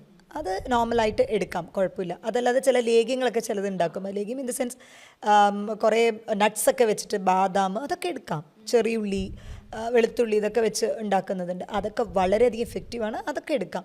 അതല്ലാതെ നമ്മൾ ഒഴിവാക്കേണ്ടത് വെച്ചാൽ ഇപ്പോൾ സൈക്കാട്രിക്കലായിട്ട് എന്തെങ്കിലും ടാബ്ലറ്റ്സ് എടുക്കുന്നുണ്ട് എന്നുണ്ടെങ്കിൽ ഇതൊക്കെ നമ്മൾ ഫീഡിങ്ങിലൂടെ കുട്ടിക്ക് എത്തും എന്തായാലും ഡെഫിനറ്റ്ലി. അപ്പോൾ അത് ശ്രദ്ധിക്കണം. അങ്ങനത്തെ മെഡിസിൻസ് എടുക്കുന്നത് ഡോക്ടറുടെ കൺസേണിൻ്റെ കൂടെ മാത്രമായിട്ട് എടുക്കാൻ ശ്രദ്ധിക്കുക. പിന്നെ ഭക്ഷണത്തിൽ നമ്മൾ കൂടുതലും ഓവർ സ്പൈസി ആയിട്ടുള്ള ഭക്ഷണങ്ങൾ ഒഴിവാക്കുക. കാരണം ഒരുപാട് ഗ്യാസ്ട്രിക് കംപ്ലയിൻറ്റ്സ് വരാനുള്ള ചാൻസ് ഉണ്ട് കുട്ടികൾക്ക് ഫീഡ് ചെയ്ത് കഴിയുമ്പോൾ. നമ്മൾ സ്പൈസി ആണെങ്കിലും ഗ്യാസ് ഉണ്ടാക്കുന്ന തരത്തിലുള്ള ഭക്ഷണങ്ങൾ ഓവറായിട്ട് കഴിക്കാതിരിക്കാൻ ശ്രദ്ധിക്കുക. പിന്നെ ഫാസ്റ്റ് ഫുഡുകൾ അമിതമായിട്ടുള്ളത് ഒഴിവാക്കുക. ഫാസ്റ്റ് ഫുഡും ഷുഗറൊക്കെ, ഒരുപാട് പഞ്ചസാര, അതൊക്കെ തന്നെ കുട്ടീനെ അഫക്റ്റ് ചെയ്യുന്ന ഒന്നാണ്. പിന്നെ നമുക്കും ആഫ്റ്റർ ഡെലിവറി തടി വരാൻ ഇതൊരു റീസൺ ആവും. ഈ ഫാസ്റ്റ് ഫുഡ്, ഫ്രൈഡ് ഫുഡ്, അതല്ലാണ്ട് നമ്മൾ ആവിയിൽ വേവിച്ചതൊക്കെ തന്നെ എടുക്കാം. പ്രോട്ടീൻ അധികം എടുക്കാനായിട്ട് ശ്രദ്ധിക്കുക. പ്രോട്ടീൻ, കാൽഷ്യം, കാർബോഹൈഡ്രേറ്റിനേക്കാളും അന്നജത്തിനേക്കാളും കൂടുതൽ പ്രോട്ടീനും കാൽഷ്യവും വളരെയധികം ഇമ്പോർട്ടൻ്റ് ആണ്. ഈ അരിഭക്ഷണങ്ങളൊക്കെ കൂടുതൽ കഴിക്കുന്നതുകൊണ്ട് എന്തെങ്കിലും പ്രശ്നം ഉണ്ടാവുമോ? അരിഭക്ഷണം കഴിക്കുന്നതുകൊണ്ട് കൂടുതൽ പ്രശ്നമുണ്ട്. അരിഭക്ഷണം കഴിക്കുമ്പോൾ കുറേ കൂടെ തടി കൂടി വരും. ആഫ്റ്റർ ഡെലിവറി വെയിറ്റ് ഗെയിൻ എന്നുള്ളതൊരു, പിന്നെ വെയിറ്റ് കുറച്ച് വരിക എന്നുള്ളതൊരു ബുദ്ധിമുട്ട്. അപ്പോൾ അന്നജം കുറച്ചിട്ട് ഫാറ്റ് കണ്ടൻറ്റ്, നല്ല കൊഴുപ്പ്, അത് omega-3 ഫാറ്റി ആസിഡ് അടങ്ങിയിട്ടുള്ള ഇത്, അവക്കാഡോ ഫ്രൂട്ട് നല്ലതാണ്. അതേപോലെ ചെറുമത്സ്യങ്ങൾ, അങ്ങനത്തെ വാൾനട്ട്, ഇതൊക്കെ എഫക്റ്റീവാണ്. അതൊക്കെ എടുക്കാനായിട്ട് ശ്രദ്ധിക്കുക. എന്നാൽ ഈ ഒരു കാർബോഹൈഡ്രേറ്റ്, അന്നജത്തിൻ്റെ അളവ്, അത് നമ്മൾ 3 നേരം അതാണ് കഴിക്കുക. ദോശ, ഇഡ്ഡലി രാവിലെ, എങ്ങനെ നോക്കിയാലും കാർബോഹൈഡ്രേറ്റേ വരുള്ളൂ. രാവിലെ പുട്ട്, അപ്പം, പിന്നെ രാത്രിയാണെങ്കിൽ ഇഡ്ഡലി, ദോശ, ഉച്ചയ്ക്ക് ചോറ്. എങ്ങനെ പോയാലും അതിലൊരു 3 നേരത്തിൽ രാത്രിയും ചോറ് കഴിക്കുന്ന ടീംസ് ഉണ്ട്. അപ്പോൾ അങ്ങനെ ഫുൾ ടൈം അരി എന്നുള്ളത് വരും. അതൊന്ന് മാറ്റിപ്പിടിക്കാം, അത് നല്ലതായിരിക്കും. കുറച്ചുകൂടി പ്രോട്ടീനും കാർബോഹൈഡ്രേറ്റിൻ്റെ അളവ് കുറയ്ക്കുക. കംപ്ലീറ്റ് ആയിട്ട് കട്ട് ഓഫ് ചെയ്യുക എന്നുള്ളതല്ല. കാരണം നമുക്ക് എനർജി ഇൻസ്റ്റൻ്റ് ആയിട്ട് കിട്ടുന്നത് കാർബോഹൈഡ്രേറ്റ് ആണ്. അതിൽ നിന്നാണ് നമുക്ക് ഷുഗർ, നമ്മുടെ ഏറ്റവും പെട്ടെന്ന് നമുക്ക് ഊർജ്ജം കിട്ടുന്നത് അതിലാണ്. മറ്റതൊക്കെ എന്താ പറയട്ടെ, പോയി ഡൈജഷനായി, ഫാറ്റായാലും പ്രോട്ടീനായാലും കുറച്ച് സ്ലോ ആയിട്ടാണ് റിലീസ് ആവുക. ഇൻസ്റ്റൻ്റ് ആയിട്ട് നമുക്ക് റിലീസ് ആവുന്നത് തന്നെയാണ്. അതുകൊണ്ട് അത് ഒരിക്കലും കീറ്റോ ഡയറ്റ് പോലുള്ളതിലോട്ട് പോകുന്നത് എഫക്റ്റീവ് അല്ല. ഫുള്ളി കാർബോഹൈഡ്രേറ്റ് നിർത്തിയിട്ട് അത് നല്ലതല്ല. എടുക്കാം, പക്ഷേ അന്നജത്തിൻ്റെ അളവ് കുറയ്ക്കാനായിട്ട് ശ്രദ്ധിക്കുക. ഈ 3 നേരമുള്ളതൊക്കെ വെട്ടിച്ചുരുക്കി ഒരു 2 നേരത്തേക്ക് ആക്കി കഴിഞ്ഞാൽ തന്നെ വെയിറ്റ് ബാലൻസ് ചെയ്യാനും പറ്റും. ഒപ്പം ഫീഡിങ് ടൈമിൽ കുട്ടീനും എഫക്റ്റ് ചെയ്യില്ല വലിയ തോതിൽ. കാരണം കാൽഷ്യം നമ്മൾ പ്രോട്ടീനും നല്ല എന്താ പറയുക ബാലൻസ്ഡ് ഇതിൽ കൊണ്ടുപോകുന്നുണ്ടെന്നുണ്ടെങ്കിൽ ഇത് ഇത്തിരി കുറച്ചാലും വലിയ ഇഷ്യൂസ് ഇല്ല. ഫ്രൂട്ട്സും പ്രോപ്പർലി എടുക്കാം. ഫ്രൂട്ട്സ് എല്ലാം തന്നെ എടുക്കാം. പിന്നെ ഒരുപാട് ഇപ്പോൾ മാമ്പഴം അങ്ങനെയൊക്കെ എടുക്കുമ്പോൾ ചിലപ്പോൾ കുട്ടികൾക്ക് ബേബീസിൽ ഡയറിയ വരാൻ ചാൻസ് ഉണ്ട്. നമ്മൾ മിൽക്ക് ഫീഡ് ചെയ്യുന്നവർ, അതുപോലെ ചക്ക, ഇതൊക്കെ സീസണാണല്ലോ ഇപ്പോൾ. അപ്പോൾ ചക്ക, അതേപോലെ മാമ്പഴമൊക്കെ ഒരുപാട് അമിതമായിട്ട് എടുത്തു കഴിഞ്ഞാൽ, ചക്ക നമ്മൾ കൂടുതലായിട്ട് എടുത്തു കഴിഞ്ഞാൽ ചിലപ്പോൾ കുട്ടി ഭയങ്കര കരച്ചിലും ഇറിറ്റേഷനൊക്കെ ആകും. കാരണം അത് കുട്ടി ഫീഡ് ചെയ്യുന്ന ടൈമിൽ എന്തായാലും നമ്മൾ കഴിക്കുന്ന ഭക്ഷണമാണല്ലോ അതിൽ എനർജി ആയിട്ട് പോകുന്നത്. അപ്പോൾ അത് കുട്ടിക്ക് വയറുവേദന, അങ്ങനത്തെ ഇഷ്യൂസൊക്കെ വരാൻ ചാൻസ് ഉണ്ട്. അപ്പോൾ അതൊക്കെ ഒന്ന് റെസ്ട്രിക്റ്റ് ചെയ്യാം. മാമ്പഴം, ചക്ക, ഇങ്ങനത്തെ ഫുഡുകളൊക്കെ കുറയ്ക്കാം. എന്ന് വെച്ചാൽ പരമാവധി ഒഴിവാക്കാമെന്നല്ല, അതിനെ റെസ്ട്രിക്റ്റ് ചെയ്യാനായിട്ട് ശ്രമിക്കാം. ഡോക്ടറെ, അതുപോലെ തന്നെ ഈ ഡെലിവറിക്ക് ശേഷം അമ്മമാരിലുള്ള ബാക്ക് പെയിൻ, അതിനെക്കുറിച്ച് കേട്ടിട്ടുണ്ട്. അത് ചിലർ പറയാറുണ്ട് അതൊരു മിത്താണ്, അതൊരു തോന്നലാണ്, അങ്ങനെയൊന്നും ഇല്ല. അങ്ങനെയാണോ, അതോ നമുക്ക് അത് ശരിക്കുള്ള ആരോഗ്യ പ്രശ്നം തന്നെയാണോ? മിത്തൊന്നുമല്ല, അത് ട്രൂ തന്നെയാണ്, ശരിക്കും തന്നെ. കാരണം നമ്മൾ ഡെലിവറി ആകുന്ന ടൈമിൽ നമ്മുടെ ഈ ഒരു പെൽവിസ് ബോൺ എന്ന് പറയുന്നത് ശരിക്കും അത് എന്താ പറയുക, അത്രയും വികസിച്ചിട്ടാണ് തിരിച്ച് പഴയ പൊസിഷനിലോട്ട് എത്തുന്നത്. ഡെഫിനറ്റായിട്ടും ചിലർക്ക് ബാക്ക് പെയിൻ വരാനുള്ള ചാൻസ് ഉണ്ട്. ഇഞ്ചക്ഷൻ എടുത്തവരാണെങ്കിൽ അതും വരാൻ ചാൻസ് ഉണ്ട്. അല്ലാതെയും ആഫ്റ്റർ ഡെലിവറി ബാക്ക് പെയിൻ ഉള്ളവരുണ്ട്. അപ്പോൾ അത് മിത്തല്ല, അതുള്ളത് തന്നെയാണ്. പക്ഷേ അതിന് പ്രോപ്പർ എക്സസൈസ് ചെയ്യാനായിട്ട് പറ്റും നമുക്ക്. അതായത് ഇപ്പോൾ കിടന്നുകൊണ്ട് തന്നെ, ഇപ്പോൾ ആഫ്റ്റർ ഡെലിവറി തന്നെ നമ്മൾ മാക്സിമം ഇപ്പോൾ കിടക്കുന്ന ടൈമാണെന്നുണ്ടെങ്കിൽ കിടന്നുകൊണ്ട് തന്നെ ലെഗ് റൈസ് പറയും. അപ്പോൾ ഒരു കാല് മാത്രം ഒരു 45 ഡിഗ്രി പൊക്കുക, പിന്നെ അത് ഒരു 5 കൗണ്ട് കൊടുക്കുക. അങ്ങനെ ചെയ്യുന്ന ടൈമിൽ നമുക്ക് ആ ഒരു നട്ടലിൻ്റെ ആ ഒരു ഇത് നോർമലൈസ് ചെയ്യാനായിട്ട് പറ്റും. അതുപോലെ കിടക്കുന്ന ടൈമിൽ തലേണ വെച്ച് കിടക്കാതിരിക്കാൻ ശ്രദ്ധിക്കുക. തലേണ വെക്കുമ്പോൾ അത് പൊസിഷൻ മാറും. അപ്പോൾ അത് ഒഴിവാക്കിയിട്ട് കിടക്കാൻ നോക്കുക. അത് നല്ലതാണ്. Actually after delivery back pain ഇഷ്യൂസിന് ഈ തലേണ ഒഴിവാക്കി കഴിഞ്ഞാൽ തന്നെ കുറച്ച് പ്രശ്നം മാറും. അതിൻ്റെ ഒപ്പം തന്നെ ഈ എക്സസൈസ്, കിടന്നുകൊണ്ടുള്ള ഇപ്പോൾ ലെഗ് റൈസ് ചെയ്തിട്ടുള്ള എക്സസൈസ്, അതൊക്കെ ചെയ്യുന്നത് വളരെയധികം ഇഫക്റ്റീവാണ്. പിന്നെ കുറച്ചൊക്കെ കഴിഞ്ഞ്, ഇപ്പോൾ സിസേറിയൻ ആണെങ്കിലും നോർമൽ ഡെലിവറി ആണെങ്കിലും കുറച്ച് കഴിഞ്ഞാൽ നടക്കാൻ തുടങ്ങണം പ്രോപ്പറായിട്ട്. അങ്ങനെയല്ല ഫുൾ ടൈം കിടന്നു കഴിഞ്ഞാലും പ്രശ്നമാണ്. കുറച്ച് കഴിഞ്ഞ് വാക്കിംഗ് ഒക്കെ ചെയ്യുമ്പോൾ തന്നെ ഉണ്ടാവും ചിലർക്കൊരു 1 ഇയറോളമൊക്കെ ആ പെയിൻ ഉണ്ടാവും. ബട്ട് അതങ്ങനെ റെഡിയാവും. ഇനി ആ ബാക്ക് പെയിന് വൈറ്റമിൻ ഡിയുടെ കുറവ് കൊണ്ടാണോ എന്നും കൂടെ ഒന്ന് ശ്രദ്ധിക്കേണ്ടതുണ്ട്. ചിലപ്പോൾ അത് നമ്മൾ ശ്രദ്ധിക്കില്ല. കാൽഷ്യം ഒക്കെ കഴിക്കുന്നുണ്ടാവും പ്രോപ്പർ, വൈറ്റമിൻ ഡി നമ്മൾ ഡ്രോപ്പ് ചെയ്യും. അപ്പോൾ അത് ചെക്ക് ചെയ്തിട്ട് അത് നോർമൽ അല്ല എന്നുണ്ടെങ്കിൽ അതിൻ്റെ സപ്ലിമെൻറ്റും കൂടെ എടുക്കുകയാണെങ്കിൽ തീർച്ചയായിട്ടും എഫക്റ്റീവ് ആകും. അത് മിത്തല്ല, അത് ഉള്ളത് തന്നെയാണ്. ഡോക്ടറെ, ഇപ്പോൾ ഒരു പ്രസവത്തിന് ശേഷം നമ്മൾ അടുത്ത കുഞ്ഞിനായിട്ട് നമ്മൾ എത്ര ഒരു ബ്രേക്ക് എടുക്കേണ്ടി വരും? ആക്ച്വലി ആഫ്റ്റർ ഡെലിവറി നമ്മൾ ഫീഡ് ചെയ്യുന്നത് കൊണ്ട് പ്രൊലാക്റ്റിൻ്റെ ഹോർമോൺ ഉണ്ടാവും. അപ്പോൾ ഇത് നമുക്ക് എങ്ങനെയാ വെച്ചാൽ ശരിക്കും പറഞ്ഞാൽ ആഫ്റ്റർ ഡെലിവറി ഒരു 6 മാസത്തിനൊക്കെ ചിലർക്ക് പീരിയഡ്സ് തന്നെ ആവുന്നുണ്ടാവില്ല. അപ്പോൾ ഇതൊരു നാച്ചുറലായിട്ട് തന്നെ പ്രകൃതി തന്നെ തരുന്നതാണ്. പീരിയഡ്സ് ആവുന്നില്ല എന്ന് വെച്ചാൽ അടുത്ത കുട്ടി അത്രയ്ക്കൊരു ഡിലേ ആവുക എന്നുള്ള രീതിക്ക് ഫീഡ് ചെയ്യുന്ന ടൈമിൽ നമുക്ക് ഓവുലേഷൻ നടക്കാനുള്ള സാധ്യത കുറവാണ്. എന്നാൽ 100% നടക്കില്ല എന്ന് പറയാൻ പറ്റില്ല. ഇത് പലർക്കും ഒരു പ്രശ്നമായിട്ട് മാറും. കാരണം ഫസ്റ്റ് 6 മന്ത് പീരീഡ് ആയിട്ടുണ്ടാവില്ല. സോ ഹസ്ബൻഡ് വൈഫ് ഇവർ കോൺടാക്റ്റിലായിട്ടുണ്ടാവും. പക്ഷേ എപ്പോഴും എന്താ ശ്രദ്ധിക്കേണ്ടതെന്ന് അറിയോ, പീരീഡ് ആകുന്നതിന് 14 ദിവസം മുന്നെയാണ് നമ്മുടെ ഈ ഓവുലേഷൻ നടക്കുന്നത്, എഗ് റിലീസ് ആവുന്നത്. അപ്പോൾ ഇവരെന്താ വിചാരിക്കുക, പീരീഡ് ആയിട്ടേ ഇല്ല, സോ കോൺടാക്റ്റായി. എഗെയിൻ ഒരു 2-3 മന്ത് പിന്നെ വിട്ടു പോയതിന് ശേഷമായിരിക്കും ടെസ്റ്റ് ചെയ്ത് നോക്കുമ്പോൾ കൺസീവിങ് പോസിറ്റീവായിട്ട് കാണും. അപ്പോൾ അവർ പറയും ഡോക്ടർ പീരീഡേ ആയിട്ടില്ല, പിന്നെ എങ്ങനെ എനിക്ക്, പക്ഷേ പീരീഡിൻ്റെ മുന്നേ ഓവുലേഷൻ നടന്നിട്ടുണ്ട്, ആ ടൈമിൽ കോൺടാക്റ്റ് ആയിട്ടുണ്ട്. അപ്പോൾ ഇത് നാച്ചുറൽ ബാരിയറാണ്, പ്രകൃതി തരുന്നതാണ്. എന്നാൽ ഇത് 100% നമുക്ക് ബിലീവ് ചെയ്യാനായിട്ട് പറ്റില്ല. എപ്പോഴും ഒരു ഗ്യാപ്പ് എന്ന് പറയുന്നത് നെക്സ്റ്റ് ബേബിക്ക് ട്രൈ ചെയ്യുകയാണെങ്കിൽ കുട്ടി ഒരു 8 months എങ്കിലും കഴിയണം. അപ്പോഴാണ് എന്താ പറയുക ഈ കുട്ടിക്ക് പ്രോപ്പർ ഫീഡിങ്ങും കാര്യങ്ങളൊക്കെ കൊടുക്കാൻ പറ്റുള്ളൂ. മറ്റേത് ആക്സിഡൻ്റൽ പ്രഗ്നൻസി ആയിട്ടാണ് നമ്മൾ കണക്കാക്കുക. ബേബിക്ക് ഇപ്പോൾ 4 months ആയിട്ടുണ്ടാവുള്ളൂ, ഗെയിൻ കൺസീവ് ആയിട്ടുണ്ടാവും. സോ ഇത് അമ്മയുടെ ഹെൽത്തിനെ എഫക്റ്റ് ചെയ്യും. കാരണം ഇങ്ങനെ ഫ്രീക്വൻ്റ് ആയിട്ട് കൺസീവ് ആകുമ്പോൾ, ഒരു ഗ്യാപ്പില്ലാതെ കൺസീവ് ആകുമ്പോൾ ഇത് അയൺ ഡെഫിഷ്യൻസി, ഒരു ഹീമോഗ്ലോബിൻ്റെ ലെവൽ പ്രശ്നമാവും. മറ്റേ കുട്ടിക്ക് പ്രോപ്പർ ന്യൂട്രീഷൻ കിട്ടില്ല. 4 മാസമേ ആയിട്ടുള്ളൂ, അപ്പോഴേക്കും അമ്മ വയ്യാണ്ടായി, അതിനെ ടേക്ക് കെയർ ചെയ്യാൻ പറ്റില്ല, അതിന് ന്യൂട്രീഷൻ ഒന്നും പ്രോപ്പർ കൊടുക്കാൻ പറ്റില്ല. അങ്ങനത്തെ ഇഷ്യൂസ് ഉണ്ട്. അപ്പോൾ കുഞ്ഞിൻ്റെ മെൻ്റൽ ഹെൽത്തിനെ അത് ബാധിക്കില്ല, ഇത് എഫക്റ്റ് ചെയ്യും. അപ്പോൾ അത് ആക്സിഡൻ്റായി ആയി പോകുന്നതിനെ നമ്മളൊന്നും പറയില്ല. പക്ഷെ അത് ശ്രദ്ധിക്കേണ്ട ഒരു കാര്യമാണ്. ഈ ഒരു പ്രശ്നമാണ് എല്ലാവർക്കും. ഞാൻ പറഞ്ഞില്ല, പ്രൊലാക്റ്റിൻ ഹോർമോൺ നമ്മളെ പറ്റിക്കുന്നതാണ്. അപ്പോൾ ലാക്ടേറ്റ് ചെയ്യുമ്പോൾ നമ്മൾ വിചാരിക്കും അത് പ്രഗ്നൻ്റ് ആവില്ല എന്ന്. അതൊരു പ്രശ്നമുണ്ട്. അത് പ്രോപ്പർ പ്രിക്കോഷൻ എടുക്കുക തന്നെ വേണം.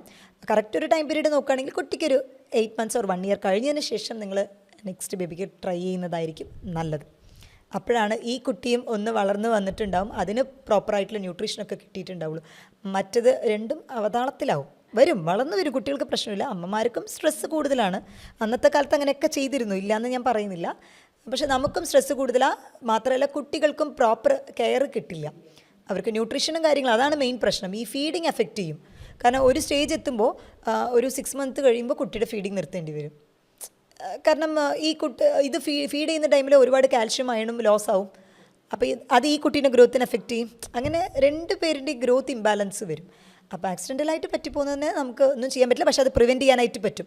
ഇങ്ങനൊരു പ്രശ്നമുണ്ട്, ഇങ്ങനൊരു കുരുക്ക് അവിടെ കിടപ്പുണ്ട്. ഇത് പലർക്കും, ഈവൻ ഡോക്ടേഴ്സിന് വരെ ഇത് ഫോൾട്ട് പറ്റാറുണ്ട്. നമുക്കറിയാം, ഒരു 5 months തന്നെ കൺസീവ് ആവും. അതറിയില്ല, കൺസീവ് ആവുന്നത് അവരെ അറിയില്ല. ആക്സിഡൻ്റൽ പ്രഗ്നൻസി ആയിട്ടാണ് അത് കണക്കാക്കുക. പക്ഷേ അത് ശ്രദ്ധിക്കാം. മാക്സിമം ഇത് ഈ ഒരു ലാക്ടേറ്റിംഗ് പീരീഡ് നമ്മൾ കണക്കാക്കാതെ പ്രിവെൻറ്റീവ് മെത്തേഡ്സ്, പ്രോപ്പറായിട്ടുള്ള പ്രിവെൻറ്റീവ് മെത്തേഡ്സ് ഉപയോഗിച്ചിട്ട് കോൺടാക്റ്റിലാവുന്നത് തന്നെയാണ് നല്ലത്. ഒരു ന്യൂ ബോൺ ബേബീനെ നമ്മൾ ഏതൊക്കെ രീതിയിൽ ശ്രദ്ധിക്കണം, അവരുടെ ഹെൽത്ത് നമ്മൾ ഏതൊക്കെ രീതിയിൽ ശ്രദ്ധിക്കണം, അതുപോലെ തന്നെ ഒരു പുതിയ അമ്മേനെ നമ്മൾ എങ്ങനെയൊക്കെ അവരുടെ ഹെൽത്തിൻ്റെ കാര്യങ്ങളൊക്കെ ശ്രദ്ധിക്കണം എന്നുള്ള കാര്യങ്ങളൊക്കെയാണ് നമ്മൾ ചർച്ച ചെയ്തത്. ഒരു കുഞ്ഞിൻ്റെ ആരോഗ്യത്തോടൊപ്പം തന്നെ ഒരു അമ്മയുടെ മെൻ്റൽ ഹെൽത്ത് എത്രത്തോളം ഇമ്പോർട്ടൻ്റ് ആണെന്നുള്ള കാര്യം നമുക്ക് ഡോക്ടർ ഇന്ന് പറഞ്ഞു തന്നു. ഈ പറഞ്ഞ വിഷയത്തിൽ നിങ്ങൾക്ക് എന്തെങ്കിലും സംശയങ്ങളോ അതുപോലെ കൺസൾട്ടേഷനോ ആവശ്യമുണ്ടെന്നുണ്ടെങ്കിൽ താഴെ കാണുന്ന നമ്പറിൽ കോൺടാക്ട് ചെയ്യാവുന്നതാണ്. മറ്റൊരു ടോപ്പിക്കുമായി വീണ്ടും കാണാം. താങ്ക്